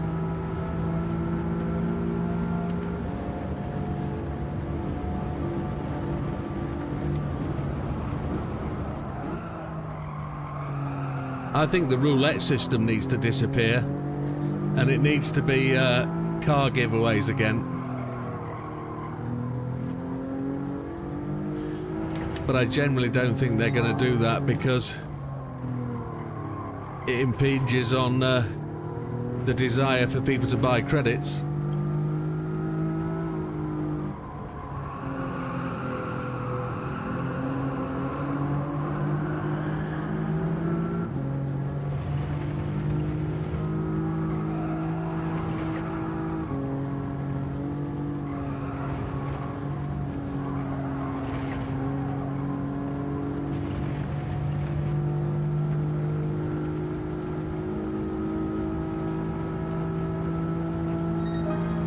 Just outside. Wowzers.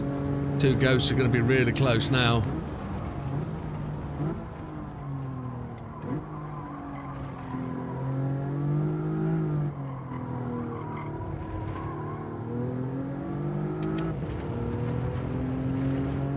Oh, everybody else has different cars. Okay. What version of the game was that in? If it was in 2 or 3, I won't remember because I didn't have 2 or 3. I wasn't in the PlayStation world then. I was too busy working at Heathrow Airport and smashing out hours and travelling the globe. Working hours meant. Oh dear. Oh. Each race was always different.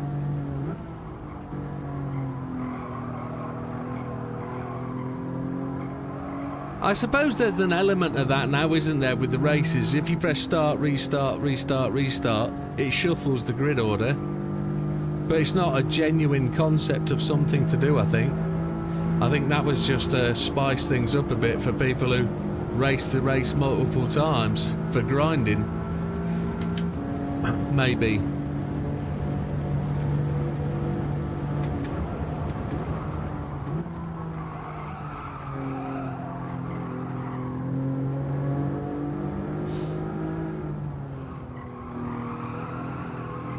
GT7's always been a global kind of event, in my eyes, from when I remember it. So, if we look at the way GT7's stepped up, there's a global map and there is suppliers or manufacturers from all over the world.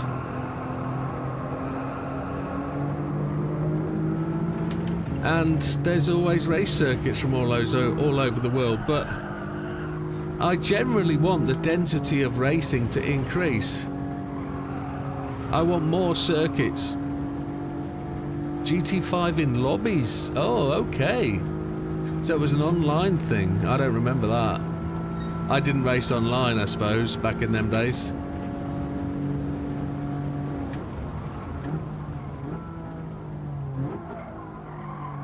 I was too busy playing LFS. Didn't have a console.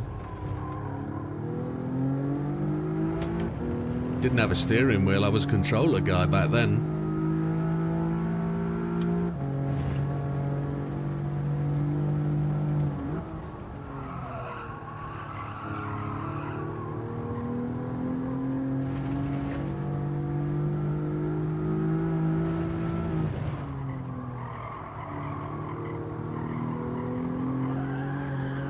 I'm trying to come out of there too quickly.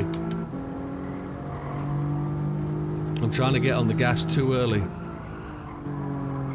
And I'm forcing the car to step out.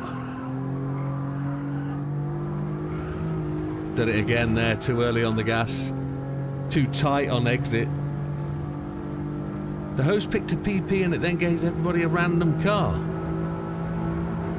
That's actually a really good concept, that. Really good concept.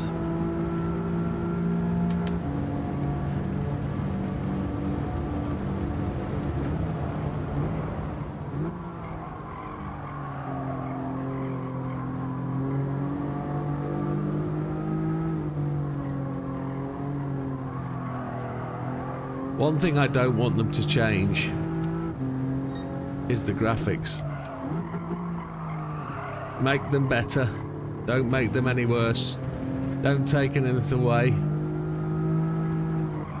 I want to see more cars on the grid. I want to see a 24 car lobby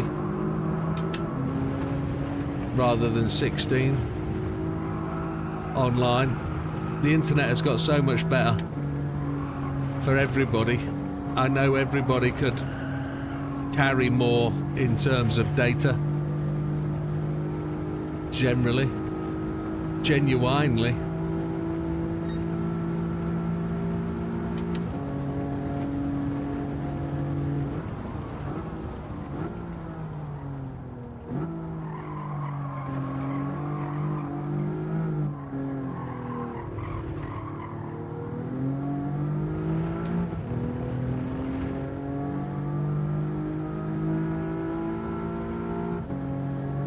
I want to see them split up GT2. I think GT2 is too broad a group of cars at this moment in time.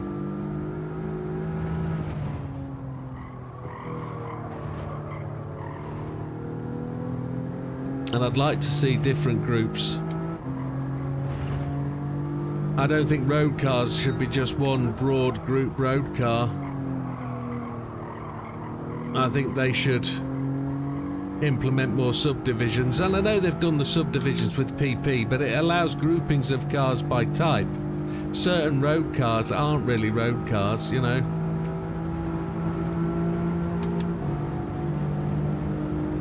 I don't really want to see Formula 1 cars racing against what are purely GR1 cars or GR2 cars just because they're the same PP rating.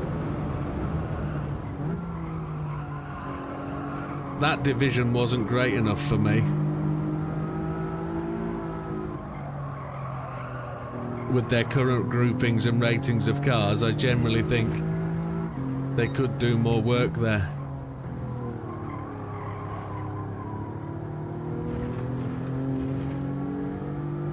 I've just thought in my head, bring back motorbikes. And it's like, no. I want them to expand on the rallycross. I genuinely have a soft spot for rallycross and I like it, and I think they had a dabble at it and they didn't really put any effort in. Bring a rallycross pack to the game, yes, I'd buy that. So you create 10 tracks with rallycross on it globally. bring out Rally Car pack as a power pack, I'd go for that.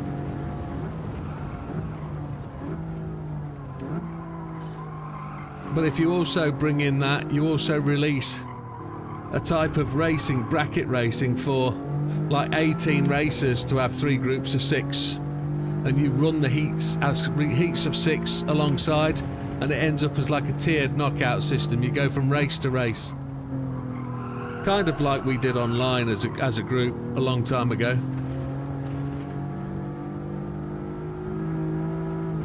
Project Motor Racing on console has got much better, says Wilkie. I haven't paid it much attention really on PC. I was disappointed with it. Paid all that money, and I probably need to support the game a little bit more, give it time and attention, and get racing and get stuff done. The GT500 pack is also pretty decent. The old cars being more fun. Yeah, I need to spend a bit of my hard-earned and get that extra pack, because it'll be a tenner or something, won't it? And it's not that much, to be honest. Project Motor Racing was always one to release paid DLCs. There was a good dozen of them for Project Motor Racing 2.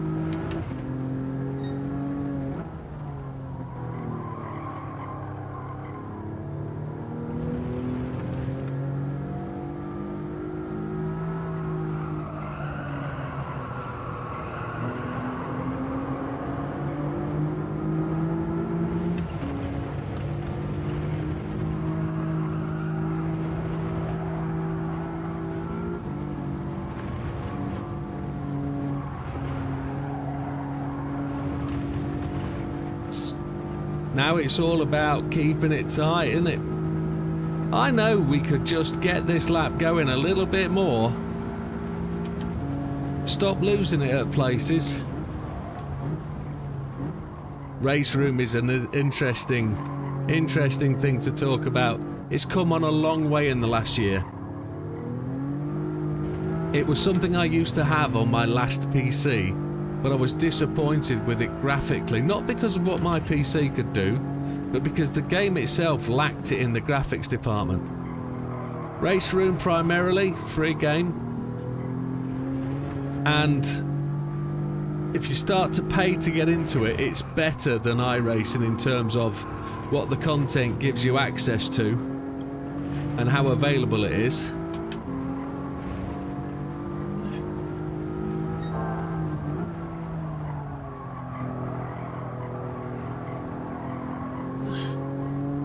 But as a thing, it's got much better graphically. I like it.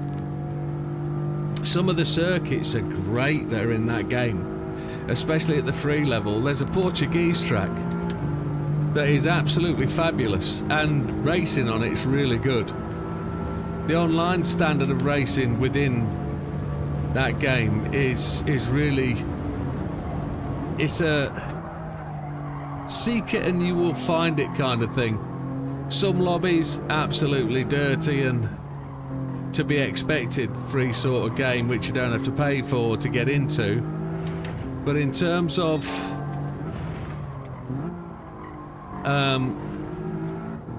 how raceable it is, it's good. I enjoy it.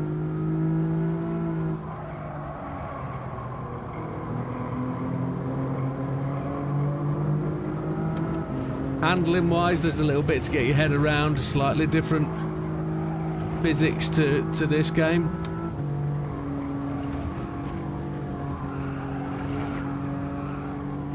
Oh, this could be interesting.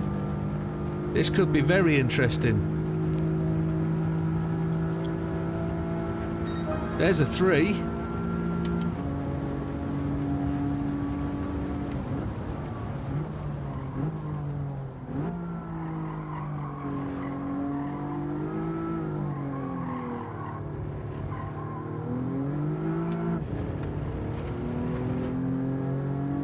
Yeah, so I haven't played it in around 2 years, probably. No, I've had this PC a year, so It's probably 18 months since I last played it, but I know it's had a few good updates. Automobilista 1, Automobilista 2 are two other games you should really consider. They're quite cheap now again. 2 is probably better. But if you're going to follow development, you're going to feel the game. I would genuinely suggest getting them both. They are a decent look. And if you've got a spare couple of quid, and I don't mind suggesting this, available on things like Steam in the PC world. If you really like Race Room and where it comes from, what you want to do is go back a step and look at the older games. If you can still buy them on Steam now, let's just have a quick look-see.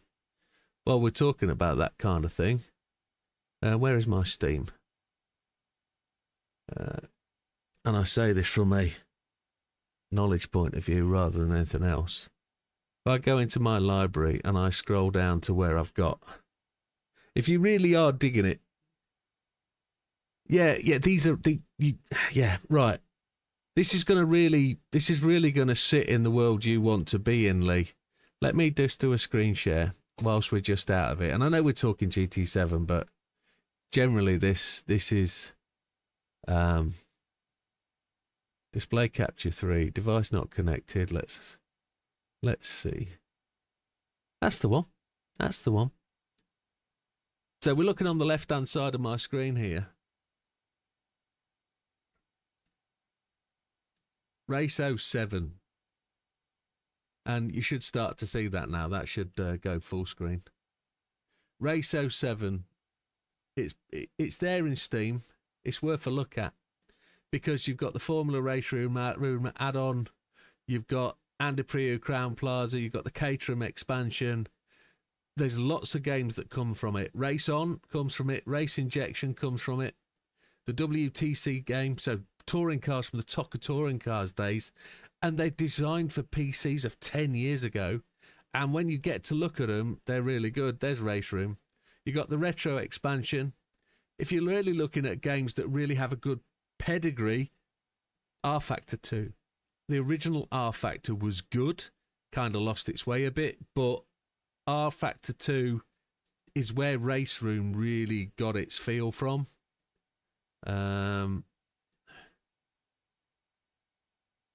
So these are all Race 07 add-ons. Stock Cars 2. STCC, the game, was based on Race Room. Or Race 07, sorry. What else was there from my early days? The World Touring Car 2010 pack. Again, they're all there in Steam, and they're just games you have to get a clinch on, and if you find them, they're good. Now, the other thing to do, if you go to a game sale place, like at Doncaster in the Dome, they'll have a PC meetup every 3 or 4 months, and they'll sell budget bargain games and discs, pre-used discs. Buy them. They're the place to get the old games. Come along to Steam, take the serial number that you get with the game and download it from Steam. You'll get the latest game based on that login, and it's a great way to get games in. Even if the disc is knackered, all you want is that registration number off the disc, and you'll be able to download the game. But there's, as I said, Automobilista is decent. Automobilista 2 is better. And it's still on the update. They're still updating it all. It's really quite good. I'm just looking at the other things. Dirt Rally 2. It's a great rally game. Forza, as you can see, I've had that. GT Legends, 100% limited PC. Genuinely. It's a great racer with some great tracks. And it's cheap. I've got the copy of the game down there. But GT Legends is where I started my sim racing days. Genuinely is fabulous. And then the only other game that I would... Well, there are more. There's the GT Power expansion. GTR, FIA GT racing game. Was a brilliant standalone game from Codemasters. GTR 2 came out, then GTR Evolution. Again, they're 10 years old or more, nearly 20 years old, I would suggest. And they're great games. They are really good. I mean, graphically, it's a YouTube thing, but there's some decent cars in the game, and people are still making content on it. You know, there's loads of mods that goes with these as well. So, as just ideas for you for games to get that are out there that will work on a back-end PC that you currently own, but will also work really well when you get your new one. You'll have to push the game to its limits. Now, there's a game on here that I haven't shown you, but I don't know whether it's in it, and I would recommend you get it. And I think it's available free now, and it's the original GT Legends. It's phenomenal. From 25 years ago, GT Legends is GT cars of yesteryear. You know, the old Damon Hill's dad kind of car. Not even wings on the front and back, but just like the Honda 262 RA. It is phenomenal place to be, and genuinely, there are some great games out there. It's a real shame that Nvidia doesn't support Fanatec wheels with Nvidia Play. Oh, you mean for streaming?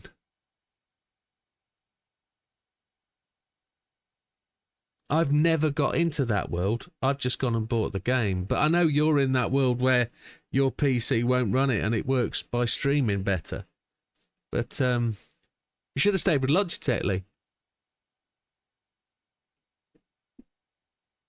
If only you'd had some foresight and some realisation of how the world was going to go.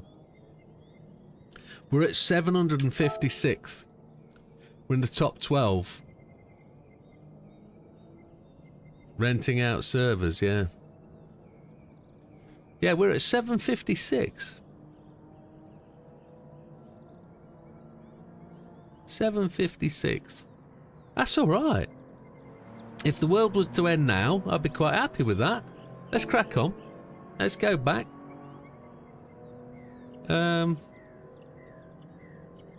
let's keep going. I'm gonna save that replay, of course.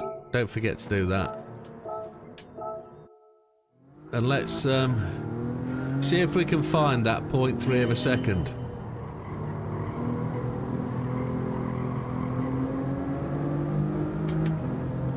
Got to find the perfect entry to the start-finish straight twice.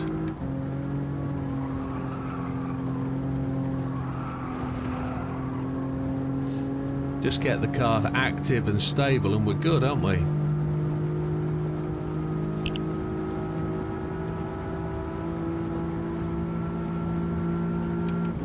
I don't know why Nvidia would choose not to. Maybe it's just an architecture thing.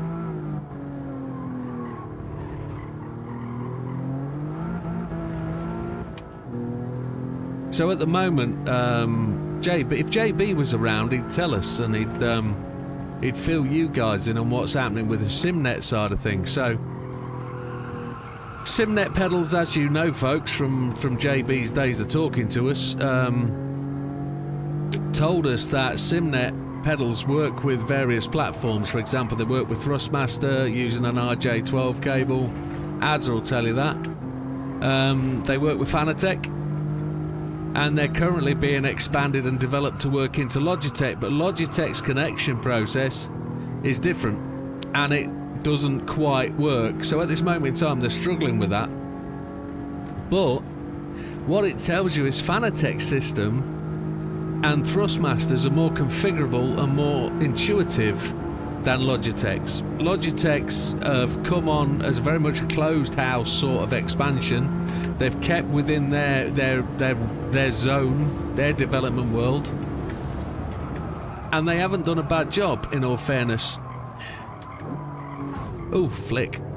I came into there too hot. Me buying a Logitech wheel was the first time... me buying a Fanatec wheel was the first time I stepped out of the Logitech world for many months. Many years. So I started with the Driving Force Pro, a DFP, many years ago, then progressed to the G25, then G29, and from the G29 we went to the Fanatec world. But I've managed to now get hold of the game profile for the G series. So I've got a small device coming through the post that's going to allow me to connect all my peripherals to my wheel that I've purchased in the past. So gear lever, etc. is going to be usable rather than sitting there as a useless ornament. Because at the minute I've got a G25 connected to my PC purely to drive the gear levers. So I've got 2 steering wheels connected at all time to my rig, even though one is just placed on the floor behind it. It was in the wrong gear. And for every game that it wants to work with, I have to configure 2 wheels for it to work, because the gear lever works through the G25 or the G29, whichever one it is. I think it's the G25 I've got connected. I can't look down and see it because it's tucked underneath the rig, hidden away, but we're not having a very good laugh here. Come on.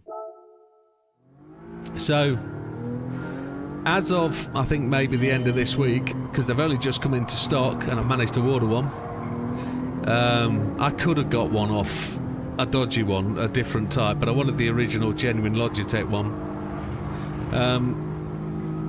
I'm going to be able to disconnect that G25 from my rig and give myself a bit more resources and little less USB plugs taken up. So the Logitech environment is really quite good. But then the next thing I want is... Good morning, Hayden. Welcome. Happy Tuesday to you, sir.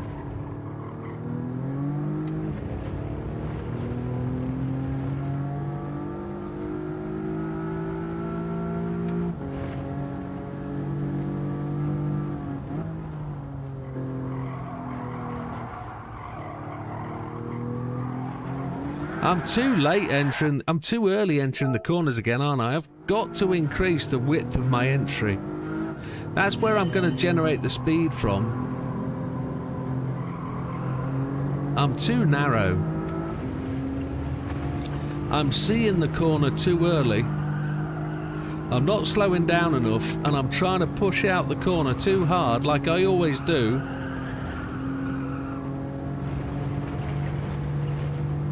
And I'm reducing my own speed down the straight by not being on top of things.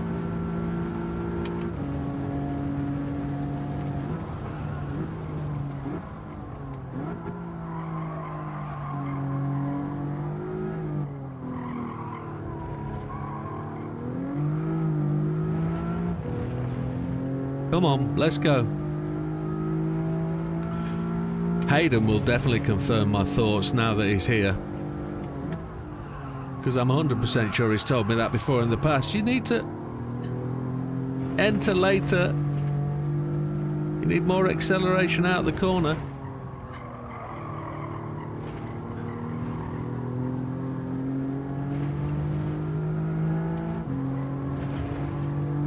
But we're doing all right. We're in the top 700. Top 500 is where we like to sit.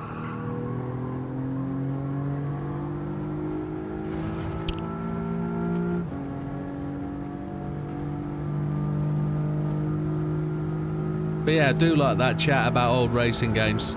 There's some real good ones. I went over to America once and I bought a load of games while I was there, and I've got PC games under here that nobody's ever seen before. Not from the UK.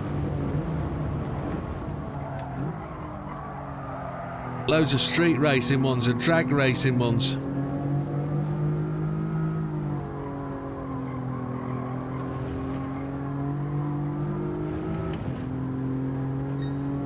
Has anybody ever heard of a game called Motor City Online? It actually stopped being a game the month I bought the game when I was in America. It was a very early, very, very early online racing game on like a platform, so to speak. You used the game, you joined it, and you bought and sold cars and raced them. And it was phenomenal. And for any uphill corner you can get on the gas super early. I hope so.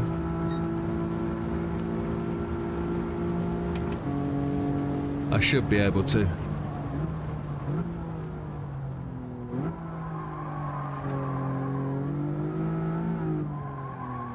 Oh, a little bit wide there. And suffered because of it, because we didn't get to the throttle early. But yeah, Motor City Online was published many, many moons ago. I'd say it was published about 98, 99. Something like that. I came to it in like 2003. Bought a copy of the game on disc from the US, came home, installed it, had about a week of play, and then it went off. They finished it. I then didn't realise that behind the scenes somebody recreated the game using the original disc and hosted it online as like a pirate copy, but continuing the game. And for about a dozen years it went on being played in a private group, which you had the disc, you could play it, but it looked and felt to me like an absolutely brilliant game, the concept of it. And then it just went away, and I've never seen anything like it since.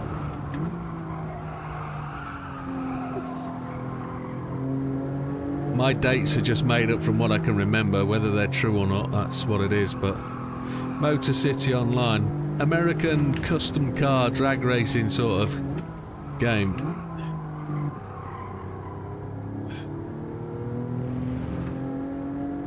Absolutely brilliant concept, and it had a great following, but for whatever reason it stopped being a thing. I'm not catching up half a second from here, am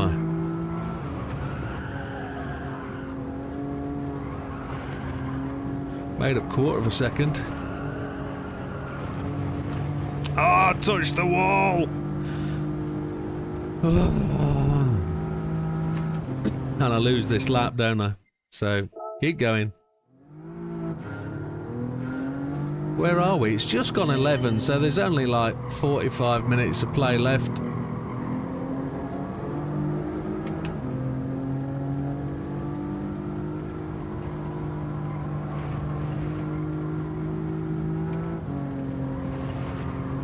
I think I can probably rob a few more feet there and get a better delivery into the final corner, maybe. Doesn't matter, let's keep chugging along. Let's see if we can actually make it. Let's see if we can get that 13.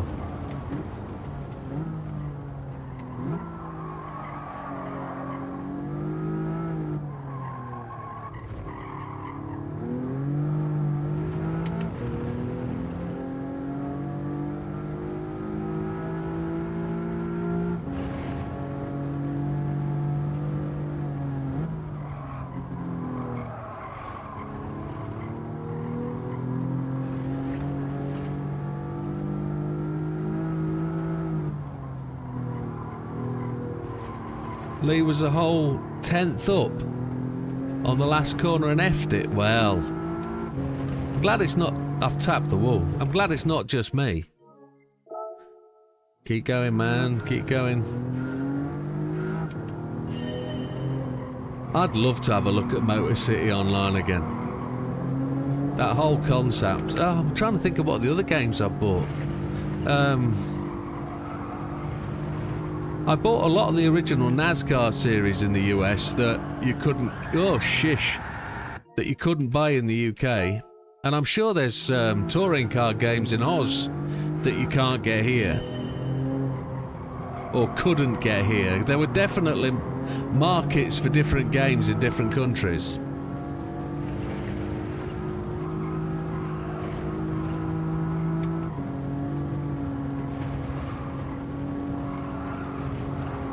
shortcut that. I think the fascinating thing with Steam, though, is if you've got an old game, and this is a thing to note, don't sell games on eBay cheap.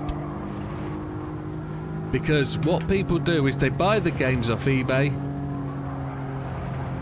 they get the 20-digit code off the back of the game and then send it you back saying it doesn't work, and then they download it off Steam for free. I fell foul of that. I have some of the original first-person shooter games that aren't available anymore, and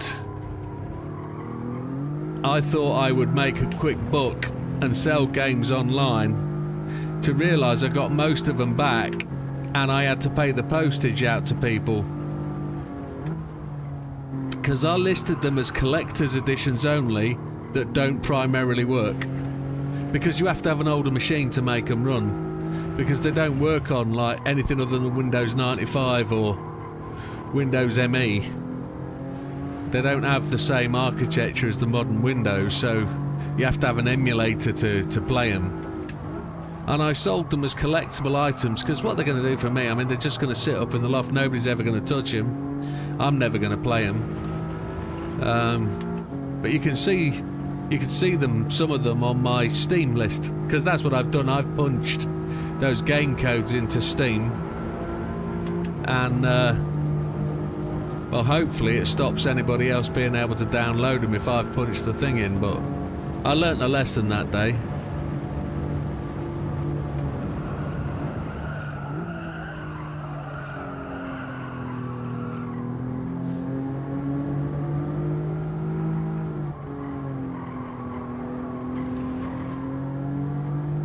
But I have got boxes of games in the loft, absolutely boxes from around about 1999, 2000, 2003, where I was just buying everything I could lay my hands on and playing most of the games. They're mostly offline races. And I know we've talked about Live for Speed before. Live for Speed released in like 2000. Absolutely phenomenal game. It's for low spec machines because it's that old, and it's great.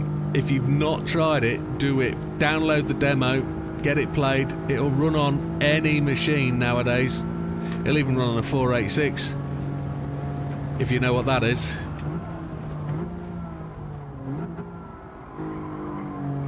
If any machine is any better, you'll get frame rate for fun.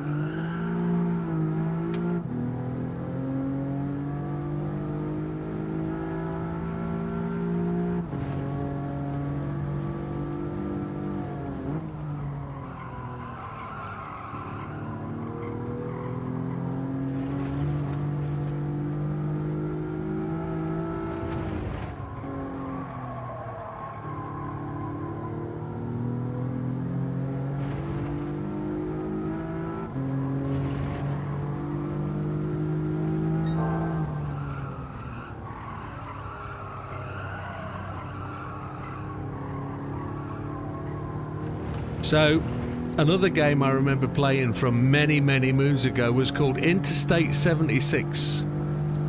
And that was a kind of... I'm trying to think of the name of the film.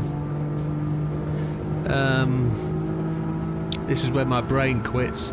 It was a futuristic game built on the principle of an old board game, fantasy board game called Car Wars.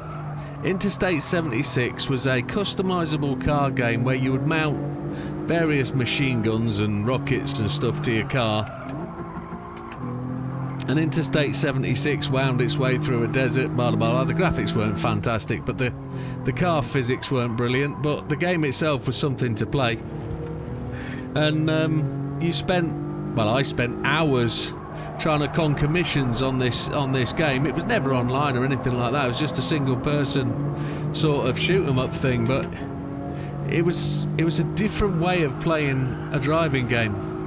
Now, they released different versions of Interstate 76 in later versions. You got 86, which kind of reflected them, but it wasn't brilliant. But there was another game that I bought in the US that never really took off here.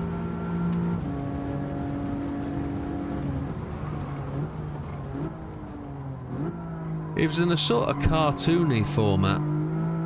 I won't say anime because it's not that kind of game, but I just seem to remember it had a character like Huggy Bear.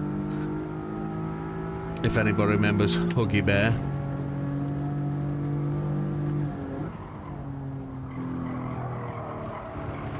And he wasn't a bear, he was a pimp.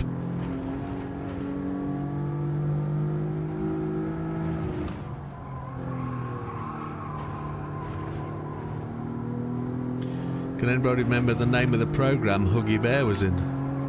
I remember the car. It was red with the white stripe down the side. A couple of New York cops. Can't remember the model of the car either. My brain's failing on me there. It was a Ford Torino. Red and white. Two dudes. One got in the charts with a song. You know out there, you know. You're old enough to know.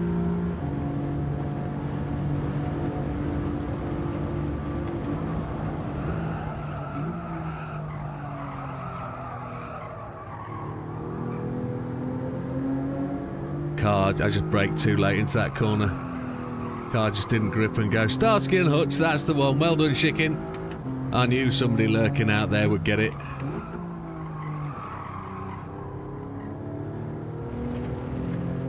And Silver Surfer got it. I can't give away the answers all the time, can I? There's got to be a bit of a quiz to go with it.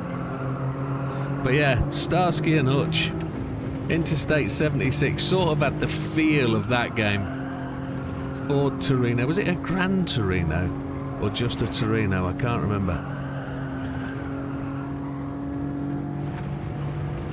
But, yeah, great game of its time. For me, back 20 plus years ago, 25 years ago.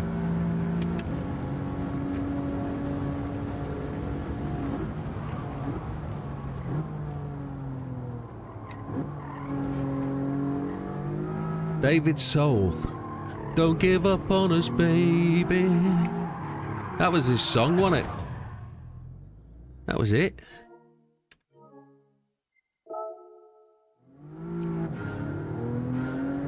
With his white knitted jumper.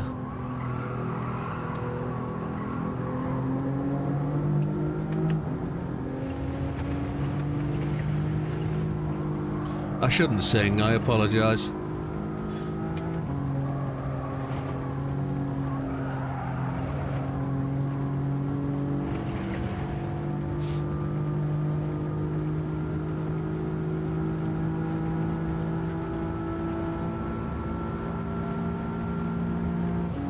I feel like we're miles behind the ghosts.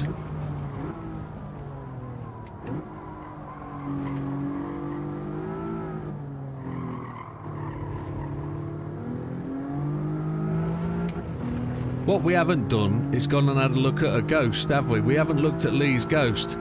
Next time I crash, we'll go and do that for the last half hour. And I don't mean we'll look at Lee's ghost for the last half hour. We'll try and compare our lap to Lee's ghost and just see where we are in terms of performance, comparative.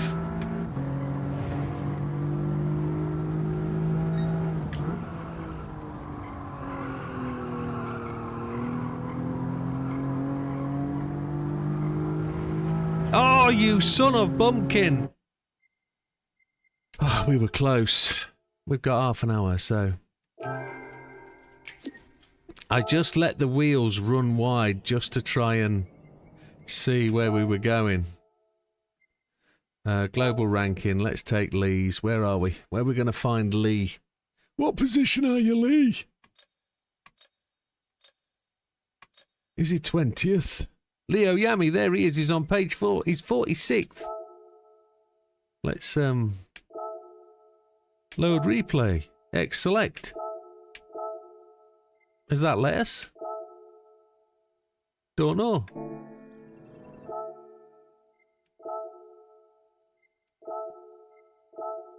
I suppose we've got to go in here. And do it this way. Lee. Lee doesn't have a ghost. I thought on your, Oh no, it was the other one. It was the other one. That's the other TT. Oh, that's a shame. Isn't it? Can't look at Lee's.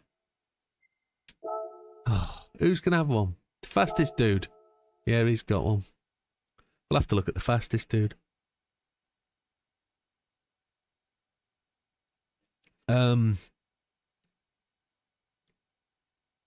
Change mode, triangle.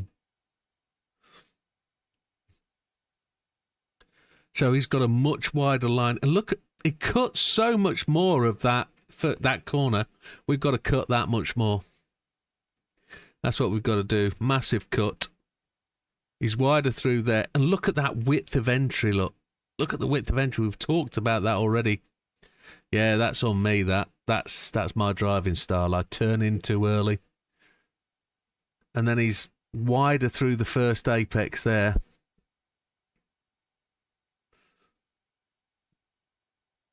It's tighter there. And I brake too early here. Let's see where he comes. He cuts in much tighter. Much tighter. Yeah. Yeah. Gear changes much later. Much earlier, sorry. My gear changes much later. We can see where he goes up the hill. You can just see how far away he is. He's out of sight going up straight, look. On the brakes, similar sort of position. He's much tighter through there. Oh, my lordy. Okay. I brake much longer and deeper through there. He's wider. Similar track, but again, he's wider on entry.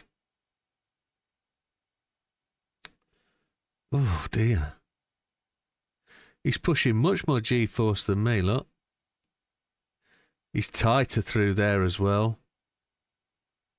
Well, that's really very interesting. I've got to be, as I say, faster. Yeah, faster. Yeah. Got to live on the edge more. Well, that doesn't need much more in the way of education from that, is it? It's all about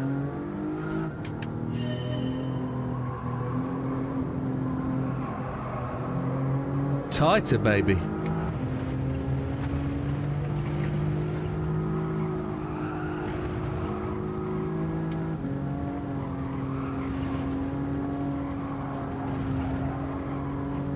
The only corner I seem to be tighter on is the last one. And that's because you need to be wider.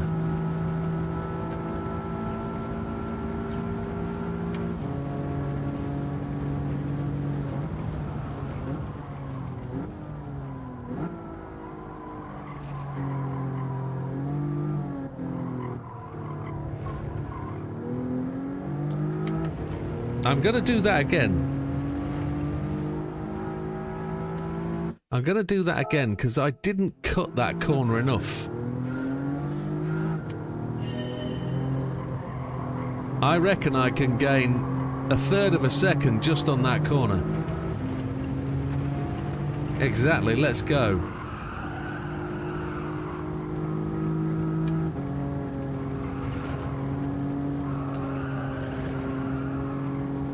I did notice he got much closer to the wall on the exit there, probably because he's carrying much more speed.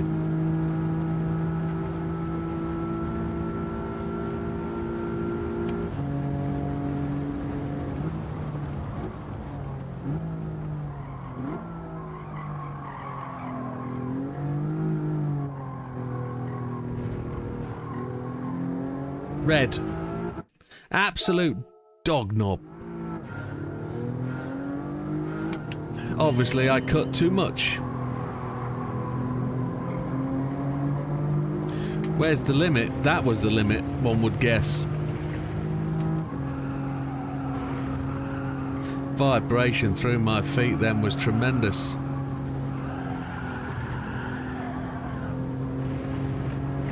I wasn't very quick through there, was it?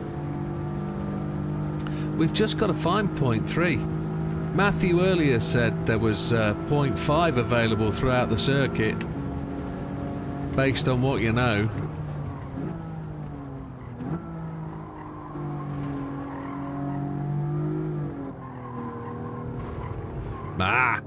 I'm not getting that right at all, and now I'm well too early on the turning. Maybe I'm turning in too early and I'm cutting too much because I'm turning too early. Maybe I've got to turn to later and cut more. That's maybe the principal part of what we've got wrong. We've got a quick half an hour to get this right. And we need to get it right.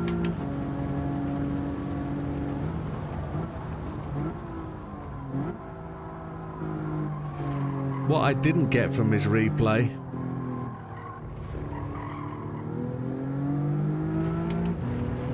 is at what point on his rev range did he change into 6th? Or did he not change into 6th on that start-finish straight?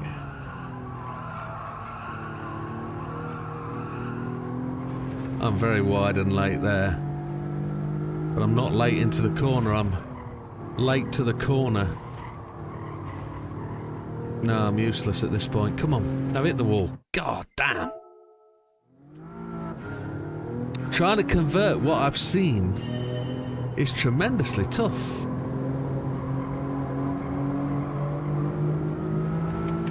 We'll get there though.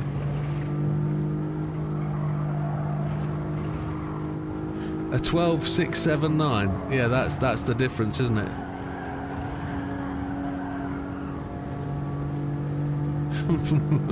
That's the difference.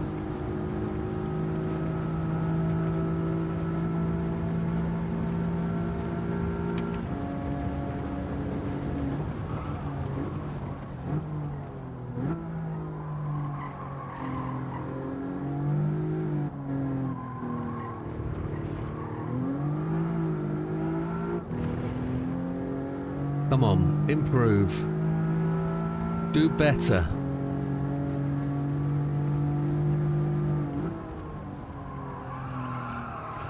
Can't seem to get the car to want to hit that yellow patch of curb.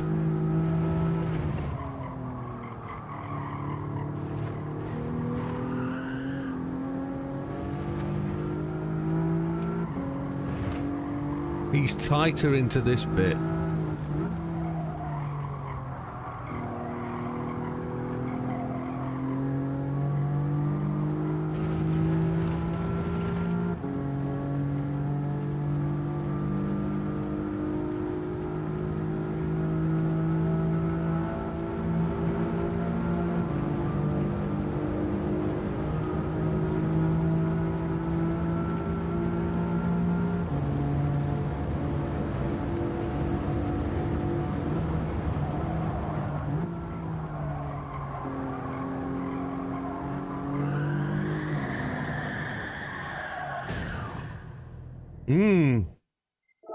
That was one of those where I said, you can get tighter here, and the back end just went on me.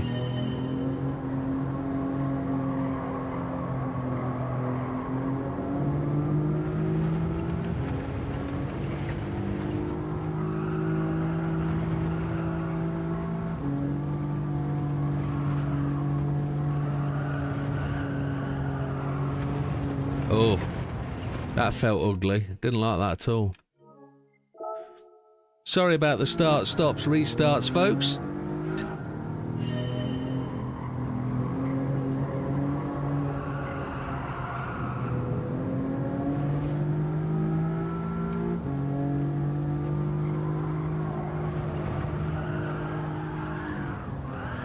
Closer to rock is where you need to be. Okay.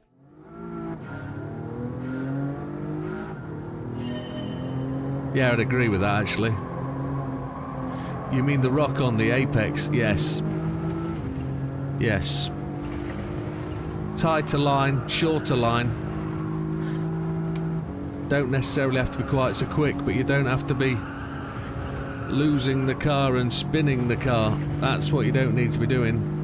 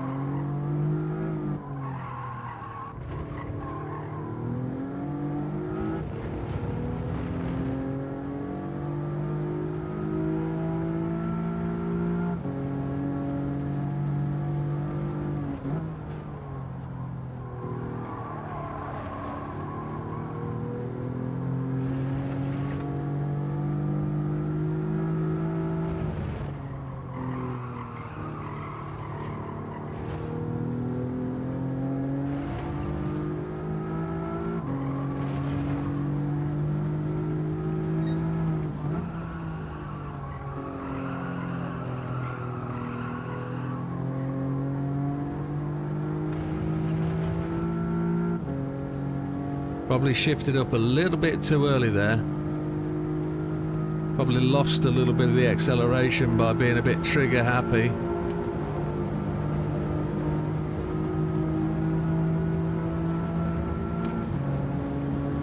Gonna short shift the final drive just a little bit.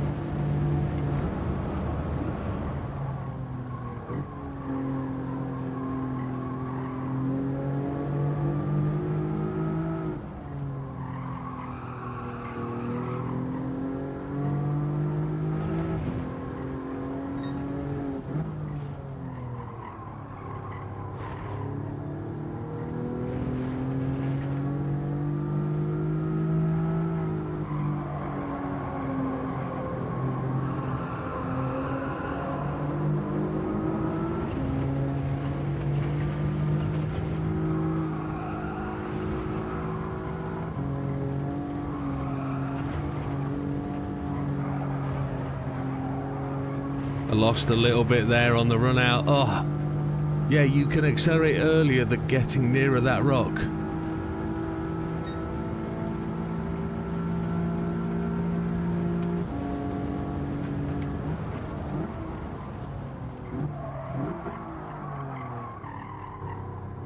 Oh. That's annoyed the crapola out of me.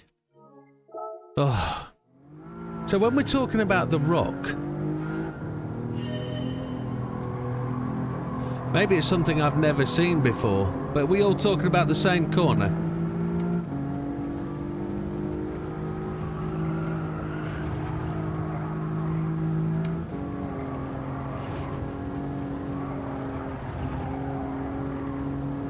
Because I feel you kind of know the rock better than I know the rock, if you see what I mean. If you're talking about that rock. Whatever that rock is.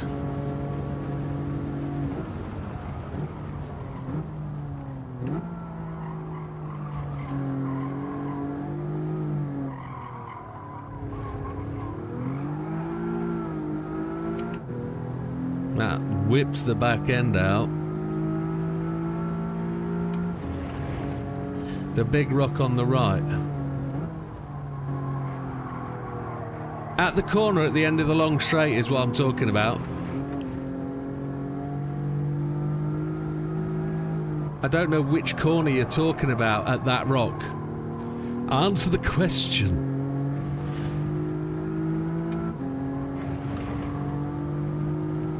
So you're talking about this corner? The one at the start of the straight, not the end of the straight. Because there's a big rock at the end of the straight.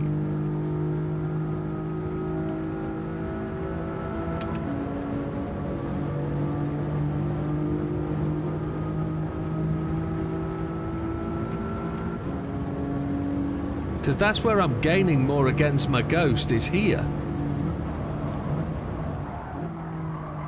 A tighter line here, then back on the throttle earlier. That's where I'm making the gains. You said yes. Without clarification. You've just said yes. To a question that said this one or that one. Yes. I love the audience. They're fantastic. The assistance is tremendous. Such a descriptive word, yes. It answers everything.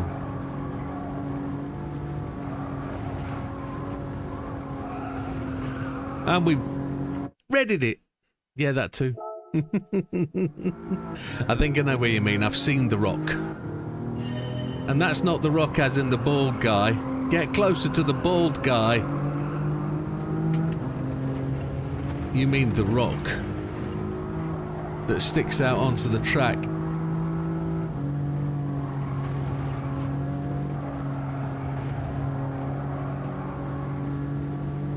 It's not my fault YouTube has delay. No, just add some more words, like yes, the corner before the start of the straight. Or no, the corner at the end of the straight. It's so lazy.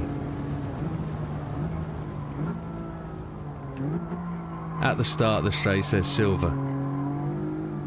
4 laps later. Brilliant. Thank you, I'm in pace with you. I don't know, can you repeat the question, says Hayden.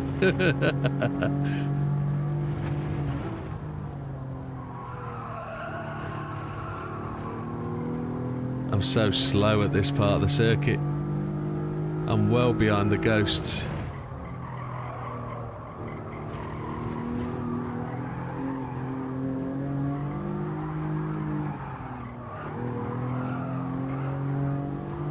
Flicking chapimpers. I was talking about the start. Yeah, now I understand. I can't get there now. I can't get to that blooming part without hitting a wall, losing the back end. If only I was allowed medium tyres just for the duration of 1 lap. 1 lap on medium tyres and I'd be alright. I'd have some gripola.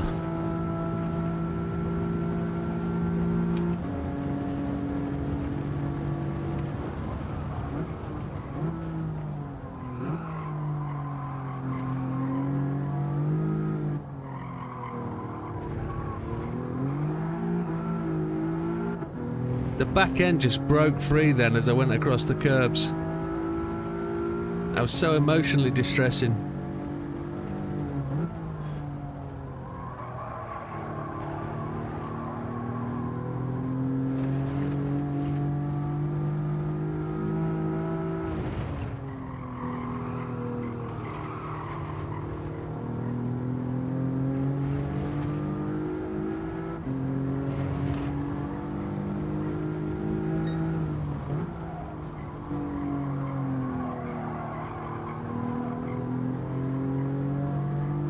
Right, I'm on it.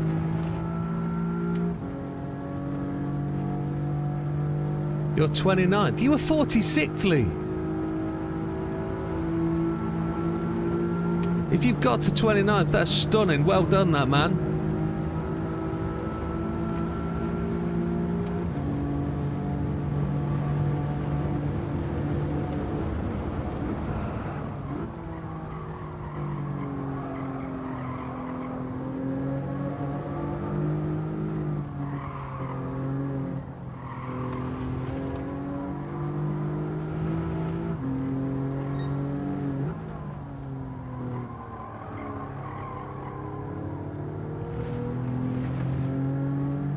Probably needed to use second gear there.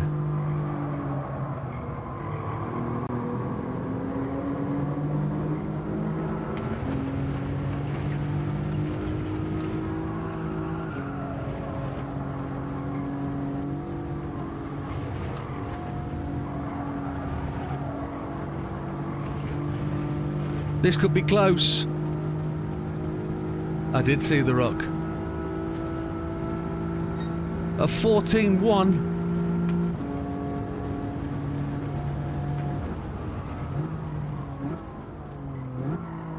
That's got to be top 500. Surely it's got to be close.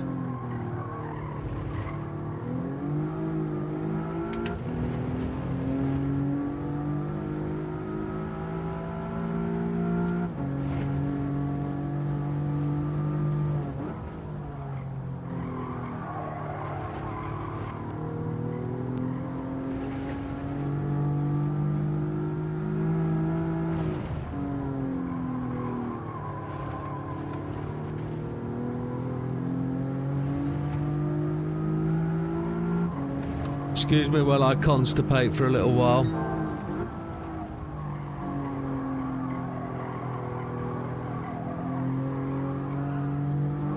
Oh, I've just tagged the wall. You've never seen a rock as great as that rock, and that rock's great. Yes, it is. Everybody tells me that rock's great. That's what he says. Oh, man. I was 0.2 up, but then I tapped that wall. Wow, what a rock star. Come on.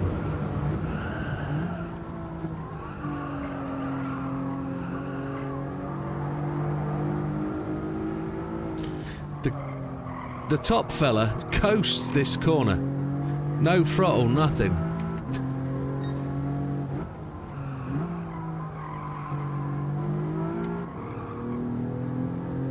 Too early to third.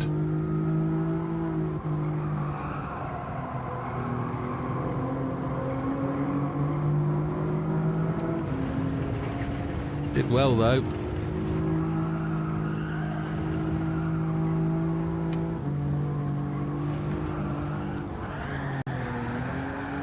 Ouch. Artemis 2 is 6 minutes away from losing contact temporarily because they're on the dark side of the moon. Let's have a look. Let's see where we got to. We've still got 20 minutes left at this. We could still do better. 197 miles for the day. Our optimal's still a 14. So we're about the best of where we're going. We're 11th in the friends list. Olive's at 10. We've only got to skip 0.3, 0.4 of a second. When you said too early to third, I actually accelerate in third, not second.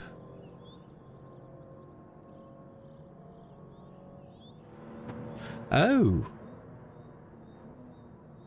Oh. Out of turn 2 is the question.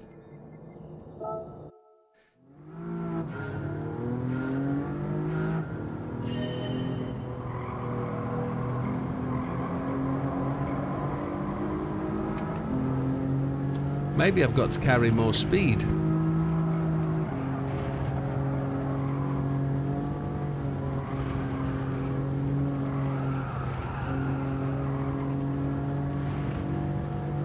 Come on.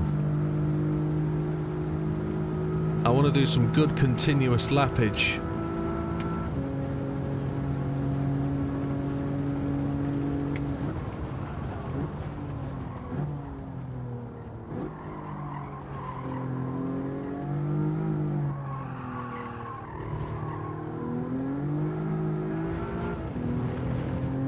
That wasn't good.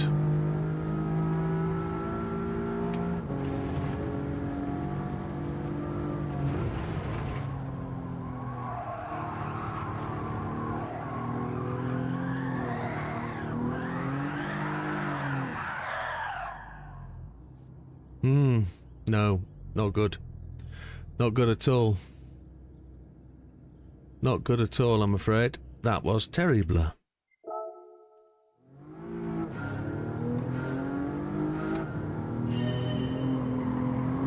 It needs to be third gear out of turn 2, part of the chicane, purely because I need to be ramming that apex harder, don't I?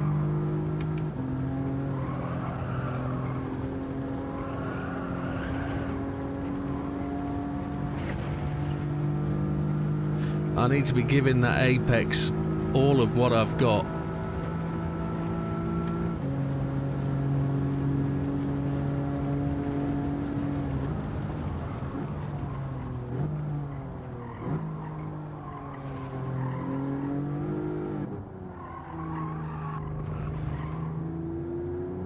And that's not good enough.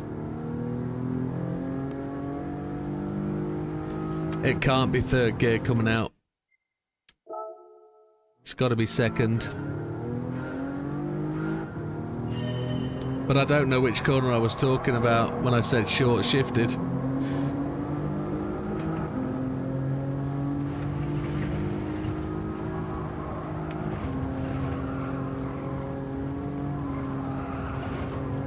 I think I can cut more on that corner. I think I can. Yeah, I am often in the wrong gear going into corners, because to try and make the car turn, I'm using a lower gear. Slowing the car down more.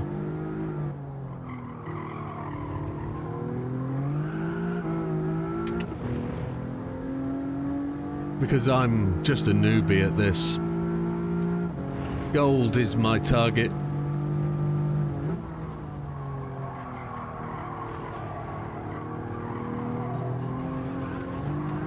Lick. It's sad, the end of the track has no idea what number it is.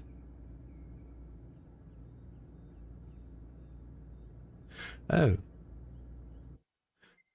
Upsetting, do you mean?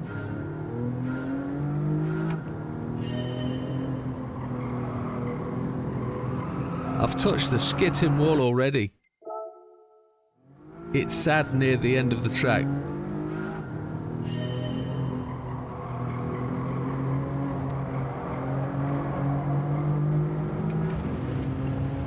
Ah, I know which one you mean. Yes, I know which one you mean. That brings my brain back to where it should be. That was distinctly ugly. I know where you mean. Yes. Yes. I think.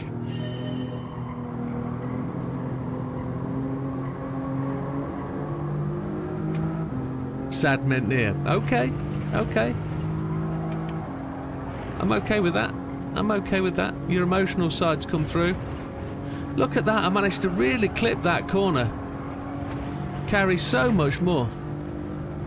No, don't shut up. There's only 15 minutes to go. We've got to get that 13. My life depends on it.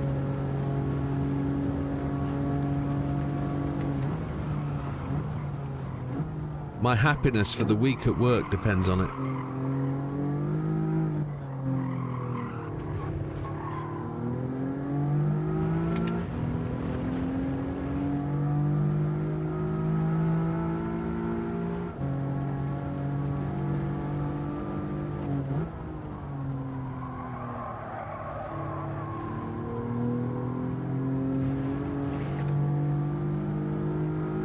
Yes, exactly that one.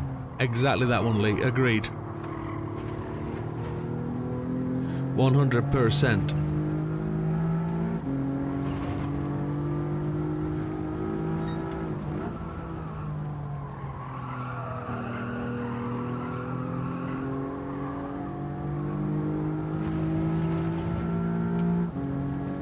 $214,189. I feel like I'm in touch with that.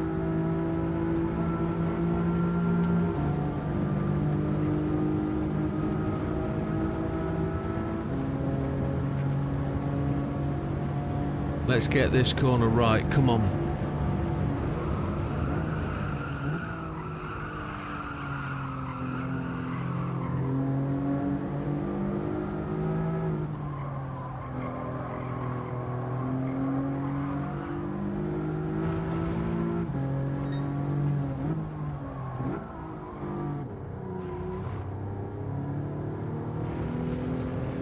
Oh, I think I fluffed that. With the unintentional change down to second. Right, now I've seen a different line through this corner. Let's see if we can steal a bit more than we normally would. And get more on the start-finish straight. That's it! Come on!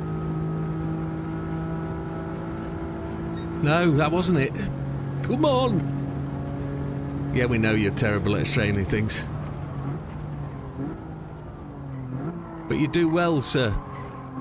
You do well.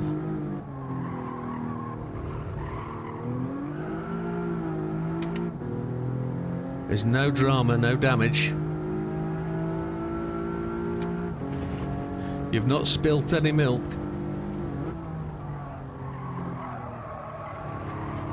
And you're bloody quick at what you do.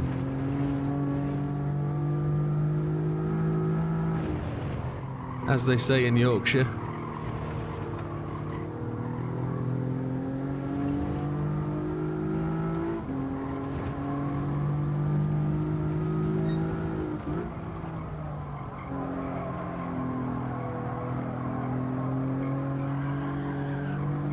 We've clipped a wall. Let's keep going. Let's not do a restart.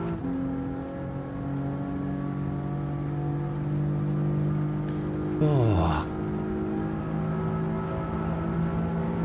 Changing down to second is right. It's accelerating out in third is what you do. Okay, well, yeah. My problem is, and I'll try and explain it in words of one syllable or less. I don't know what point you change back up, because the car always seems to lag or stutter or be stupidly slow. So like here, down to second, up to third, the car just labours and just won't accelerate. So I don't know at what point I go back to third gear. Does it change if you change back to third gear later in the process? Or do you have to change back to third gear just as soon as you've hit down to second? Because it's just a momentary check of the gearbox that you want. Ah, that was a waste of time. Oh, I don't know. I don't know what I'm supposed to be doing there. That's a technique I don't know or understand, because that's game specific. That's not a real life thing.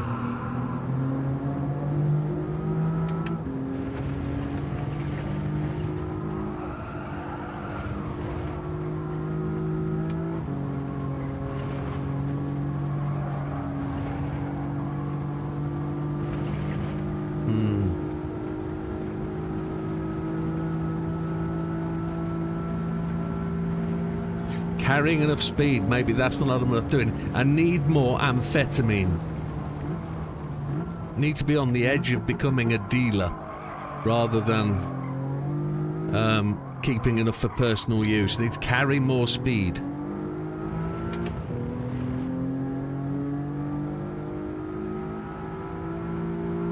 It's a learnt skill. Lee confirms it's about the game.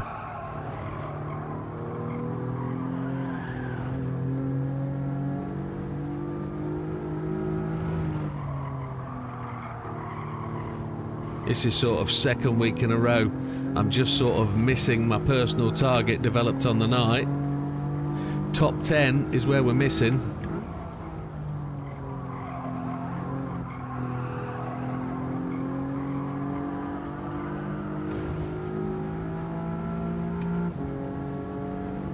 We're behind. The back end just sort of wanted to come around and carry on. We were just holding it. We didn't lift the throttle to change it. Let's see what we can do here. Let's see if we can...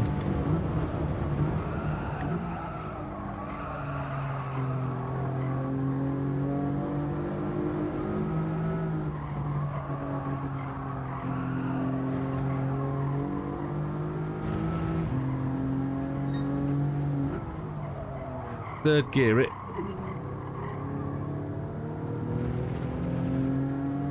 Gold is the target and you always trash that. Exactly. Exactly. No assist. I haven't put any assists on tonight at all. Haven't even been tempted to. I'd normally put on a little bit of counter steer to try and just get the car through it. We're going down pit lane. No, we're not. Oh, shish kebab.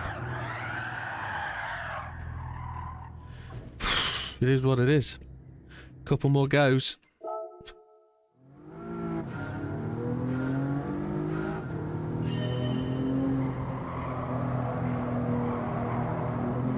I've got to be the easiest YouTuber to beat. Got to be. You know?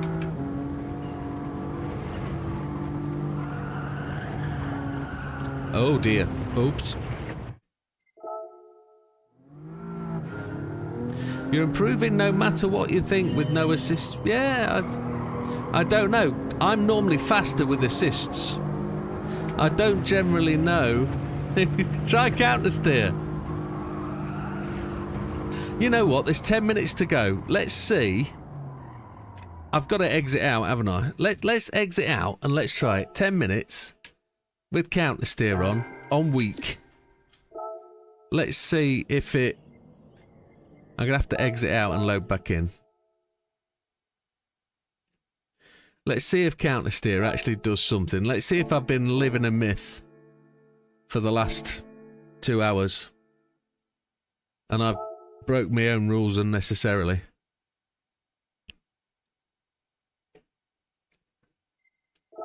Tiny Turnip's way slower than you.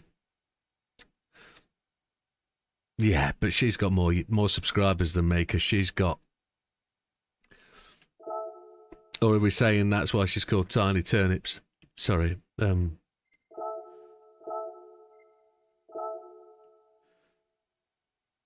aim is to have fun. The whole point of the game is to have fun. You do you. Yeah, I do me.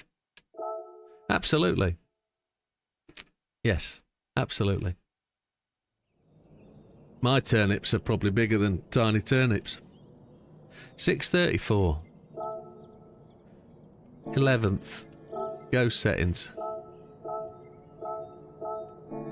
Settings. Assists. They ain't touch. What? My turnips ain't touch. Sorry. That's just rude.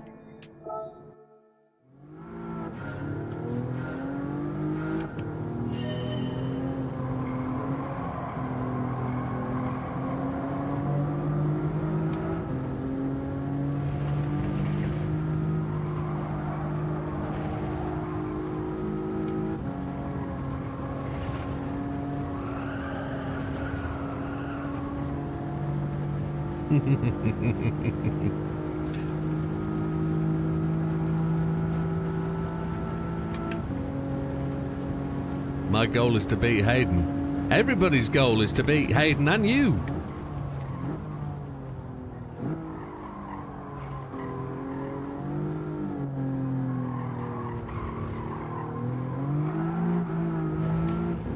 It doesn't stop that, does it?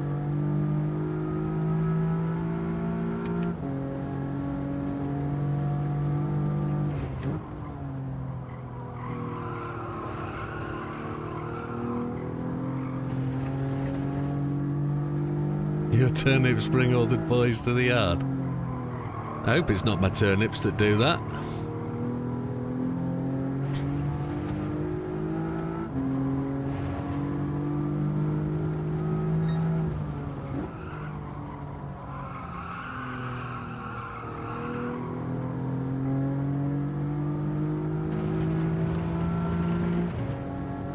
My goal is to beat Lee, says Hayden. You keep doing it. You put extra people in the friends list to keep me out of it. Which is absolutely fine, by the way. Some people have 3.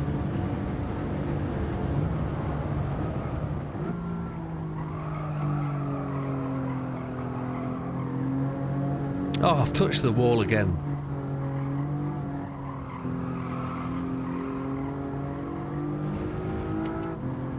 So really the top 10 is actually the top 15 based on that. Wilkie mods for Tiny Turnip. Well, that's good. I didn't know that. I used to watch Tiny Termit back in the day when she was doing comedy races with penalties and random events when she used to commentate and not drive.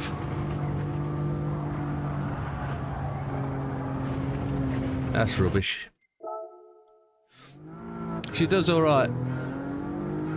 I've never got a free membership to her channel. I get more free memberships from DayZ streamers.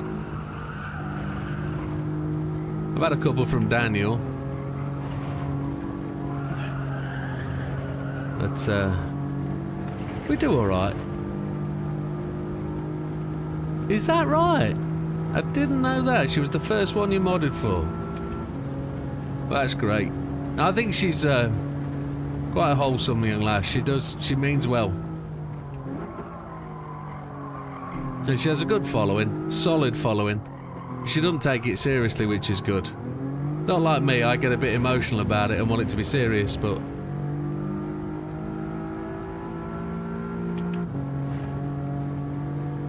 It's alright, you don't have to. Lee just said he doesn't watch her channel, but you don't have to. You don't have to watch anybody. Just watch what you want to watch. That's the beauty of YouTube and Twitch, but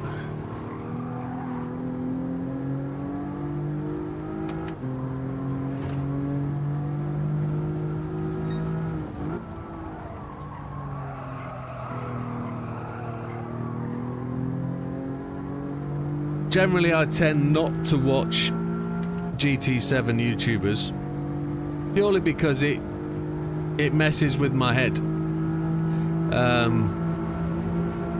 I don't like inflammatory YouTube, so there's certain YouTubers in GT7 that jump on every little single thing. There's one we can think of that really cheeses me off, and I've unsubscribed because I can't handle the baloney that comes along.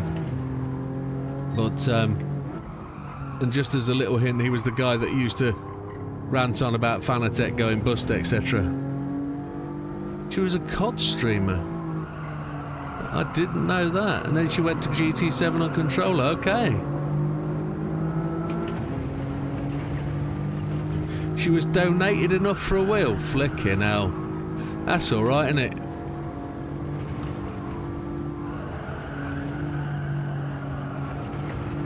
Oh, look.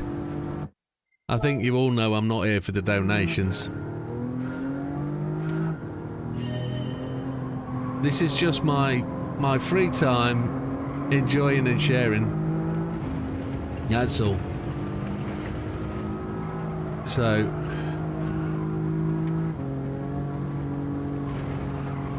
there is really very little monetary reward in doing this kind of stuff. Yeah, it did start with a K, Lee. Yes, it does. And that's the kind of... It's when it's not true that it cheeses me off, and it's made up, or it's assumed to be true. That's when it pees me off, and it turns me off YouTube for that reason. I don't like that. She's local, is she? Well, there you go. Well, she'd have to be local somewhere, I guess. I mean, that's stupid for me to say. She'd have to be from somewhere, wouldn't she? Yeah. Right, 59. This has got to be one last hit.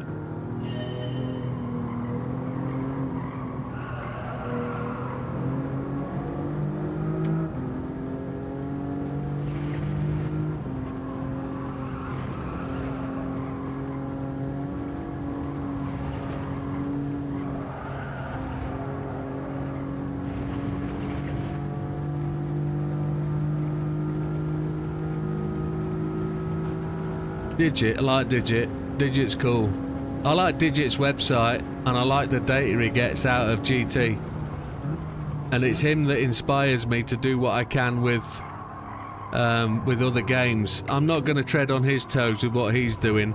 I'm not going to try and recreate what his platform is. I'm going to try and do that with a different game. So... Oh, that's such a shame. I didn't realise she had that kind of disability. That is such a shame, Wilkes. Yeah, there are so many of those around, though, and I guess it's contagious to a point, isn't it? I've got to have another go. That's so disappointing. That can't be my last attempt. Yeah, I know a few of them. They've sort of must have drunk polluted water as a child or something. It's such a shame.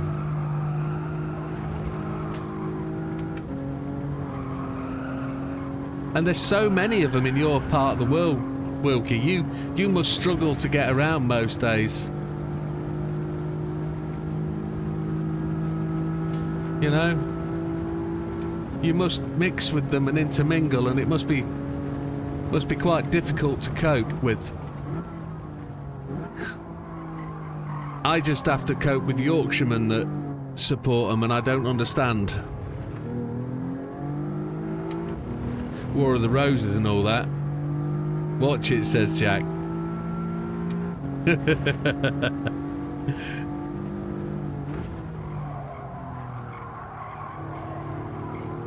It's a big week for us all, this sort of week, isn't it? Got Champions League Tuesday night, Wednesday night. We got FA Cup games as well coming up, or have they just happened? I can't remember. But then we're into the last 7 weeks of the season, and that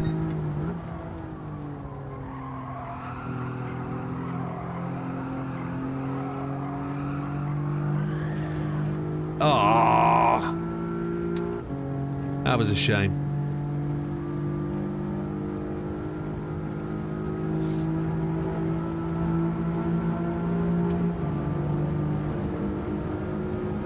Yeah, such disappointing that. Come on, Widow. See if you can gain that gap back over the last corners. It's going to be tricky.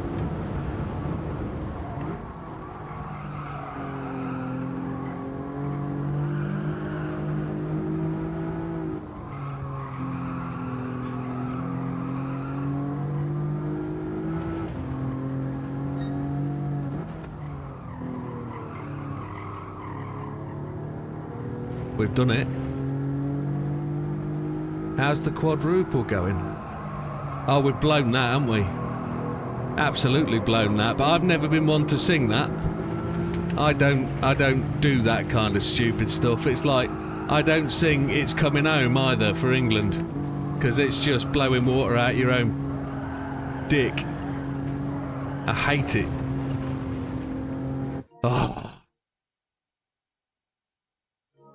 Yeah, but we still stand a chance. We still stand a chance of the league. I mean, if we were to think about where Man U were 10 or 12 weeks ago, before they got Carrick, they were looking like relegation candidates. But they did the right thing and they employed somebody who had the heart of a Man U player, which is the right thing you've got to do. And I think that's a lot of clubs realise in the end, that if your club means something to you, you've got to have somebody that understands what it means. Tottenham are suffering because they can't get a manager who manages for Tottenham. They've got a manager who manages football, and they've not had somebody for 2 or 3 years that really loves the passion that comes with Tottenham. So, whilst I detest both those two teams, I still feel there's something about you manage a team you understand. And that's where Carrick has really come through. And the crowd love it because he plays the way the crowd want them to play. And the players love it because it feels and brings back that Fergie time. Which, and I don't mean the Fergie time being the extra 17 minutes at the end of the game. I mean the Fergie time that is Man U time on the pitch. And for all teams, you've got to have that. And if you... I don't know, somebody that sort of did that everywhere he went was Mourinho. You know? Too easy to sack and move on now. Well, I guess you all know I know Paul Ince to a degree. And Paul Ince is a classic case of somebody who was able to move teams and adapt as a player. So he played at Liverpool for many years. He grew up being Liverpool, and then he moved to Man U and really finalised his career there. For me, that's an impossible move. It's like Sol Campbell moving from Tottenham to Arsenal. It's an impossible move because you're always tainted as being a Tottenham or an Arsenal player, and I don't know how the fans can get behind somebody who's come from such a hated past. Liverpool and Man U should never mix. Tottenham and Arsenal should never mix. But Kanu went from 9 great years at Arsenal to Tottenham, and he was accepted by the fans, and some people now say he was more a Tottenham player than he was an Arsenal player, which is absolutely horse shit. But I still can't get over it. I still find that is a place you don't go. Sorry, apologise. I get passionate about some things, and one of them is about people who don't understand football history, and a lot of that is players that move in from outside. Sorry. Grown up and loud to. And it's past 9 o'clock. Do as I like, it's my channel. However, it's past midnight. Let's review where we got to. I think we did alright. Again, that was another one that just didn't sit well. Another one. Don't understand. You know, it's just... He played so well at Arsenal for years, and then sold himself down the river to go and play at United. I don't get it. I mean, we've got a Man City player at Arsenal, or we did have for a little while, that played so well at Man City, and I didn't really feel there was an issue with him travelling from City to Arsenal. Sol Campbell should never be spoken. Yeah, exactly. But and it's the same for somebody who was British born and bred. I don't know how that move ever was made, you know, but it happens, and it's difficult to manage for a lot of fans. I mean, I can understand why bottles of piss get thrown onto the pitch, and I'll never throw coins myself, but I can understand how and why. We paid $2 million for Zinchenko. How well did he do? Don't know. Arsenal goalkeepers have gone to City in the past, and vice versa. But I don't see that as a bad move. I don't...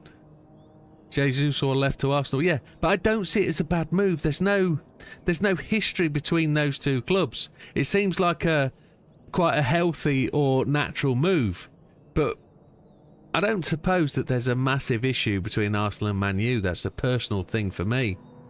Paid over 40, yeah, but you know, it's one of those things. Certain moves should never be made, certain transfers between clubs, but we also know there's clubs that have other clubs that feed them. So Southampton, for example, feed Man U, don't they? No, they beat Man U when they wear grey, don't they? That's what it is. Sorry, forgot that. Yeah, there's a club in the Netherlands that feeds Chelsea, or do they do it the other way around because they're not allowed to transfer it? I can't remember. Anyway. But regardless, where were we? We were doing this. Let's finish off. I do like a good football chat, but not when it's about the others. So, we finished in 11th. We were... What were we in the end? 634th, which ain't so bad. Brighton, mate. Man U. Yet Danny Welbeck. Brighton hate Man U. Danny Welbeck. Danny Welbeck. Southampton beat Arsenal. Well, any South Coast team beat Arsenal every time we go. So if you look at the last 7 games, Arsenal have got City to play in 2 games time. 2 games time. We've got Southampton, Brighton in the last 7 weeks.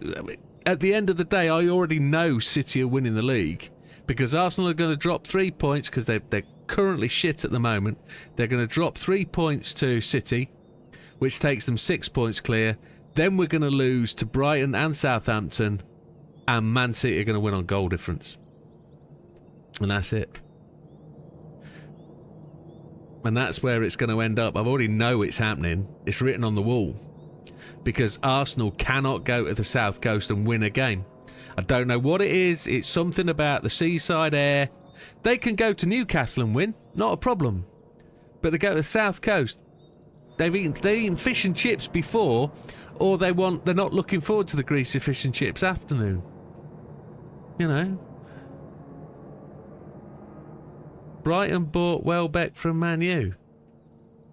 Yeah, I know. Well, do I? Is Welbeck still playing?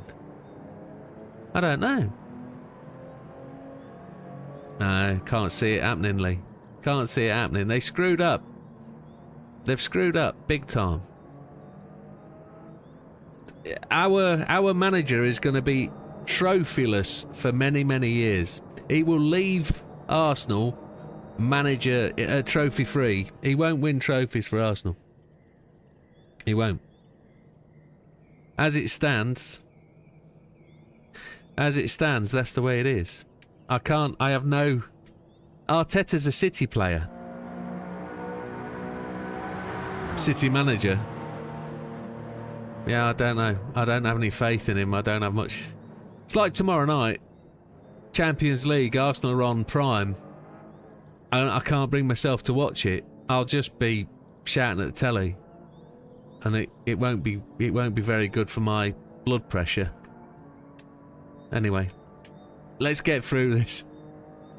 I've probably talked about it already. We finished 11th with a 2:14.189. Olive just ahead of us keeps us out of the top 10 at 2:14.155.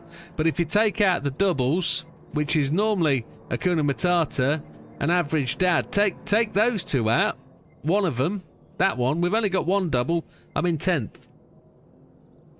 Spurs should have gone for Welbeck a few years back. Yeah. Welbeck's got to be at the end of his career. And I see a few players do it. I see a few players at the end of their career make moves that really don't suit them or their history. I think, who was the biggest standout one that was really quite daft? I'm trying to think. His name's disappeared out my head for the moment, but that's my age. Somebody went to somewhere like Aston Villa to try and make sure they got promoted. A few players at the end of this season do that. At the end of their careers do that. I think it went to Aston Villa. He used to be injury prone at United. Lee says we need Enick out ASAP. Who? Anyway, I think we did all right. It's better than we've been over the last couple of weeks. It's sort of top 15. Couple of notable people. Az has done okay this week. Just half a second down on we are, but he's off the course with the wrong wheel. Roy Race has been in twice in the top 10. Is he actually there? Roy Race is there and there, so he's inside the top 20 twice. Davy Jagster is constantly up there. Dyer now is around about 5th. Matthew has done tremendous again. And Hayden steals 2 places there with 2nd and 3rd.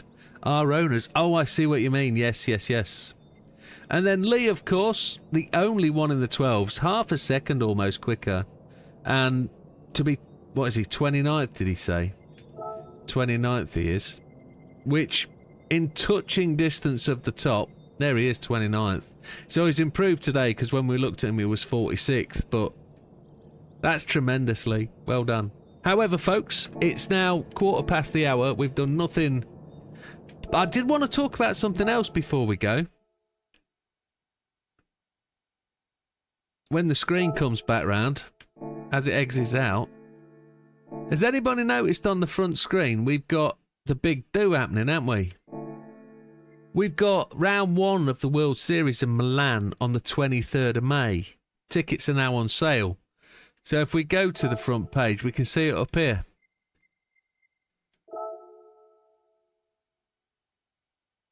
World Series. We're going to be talking about effectively, we're going to get the same thing, aren't we? Who's going to win the races? Thank you, Lee. Appreciated. Who's going to win the races? And when that comes up, I want us to have that chat, because I was interested to see who went for who last time rather than doing it on the quiet on my own.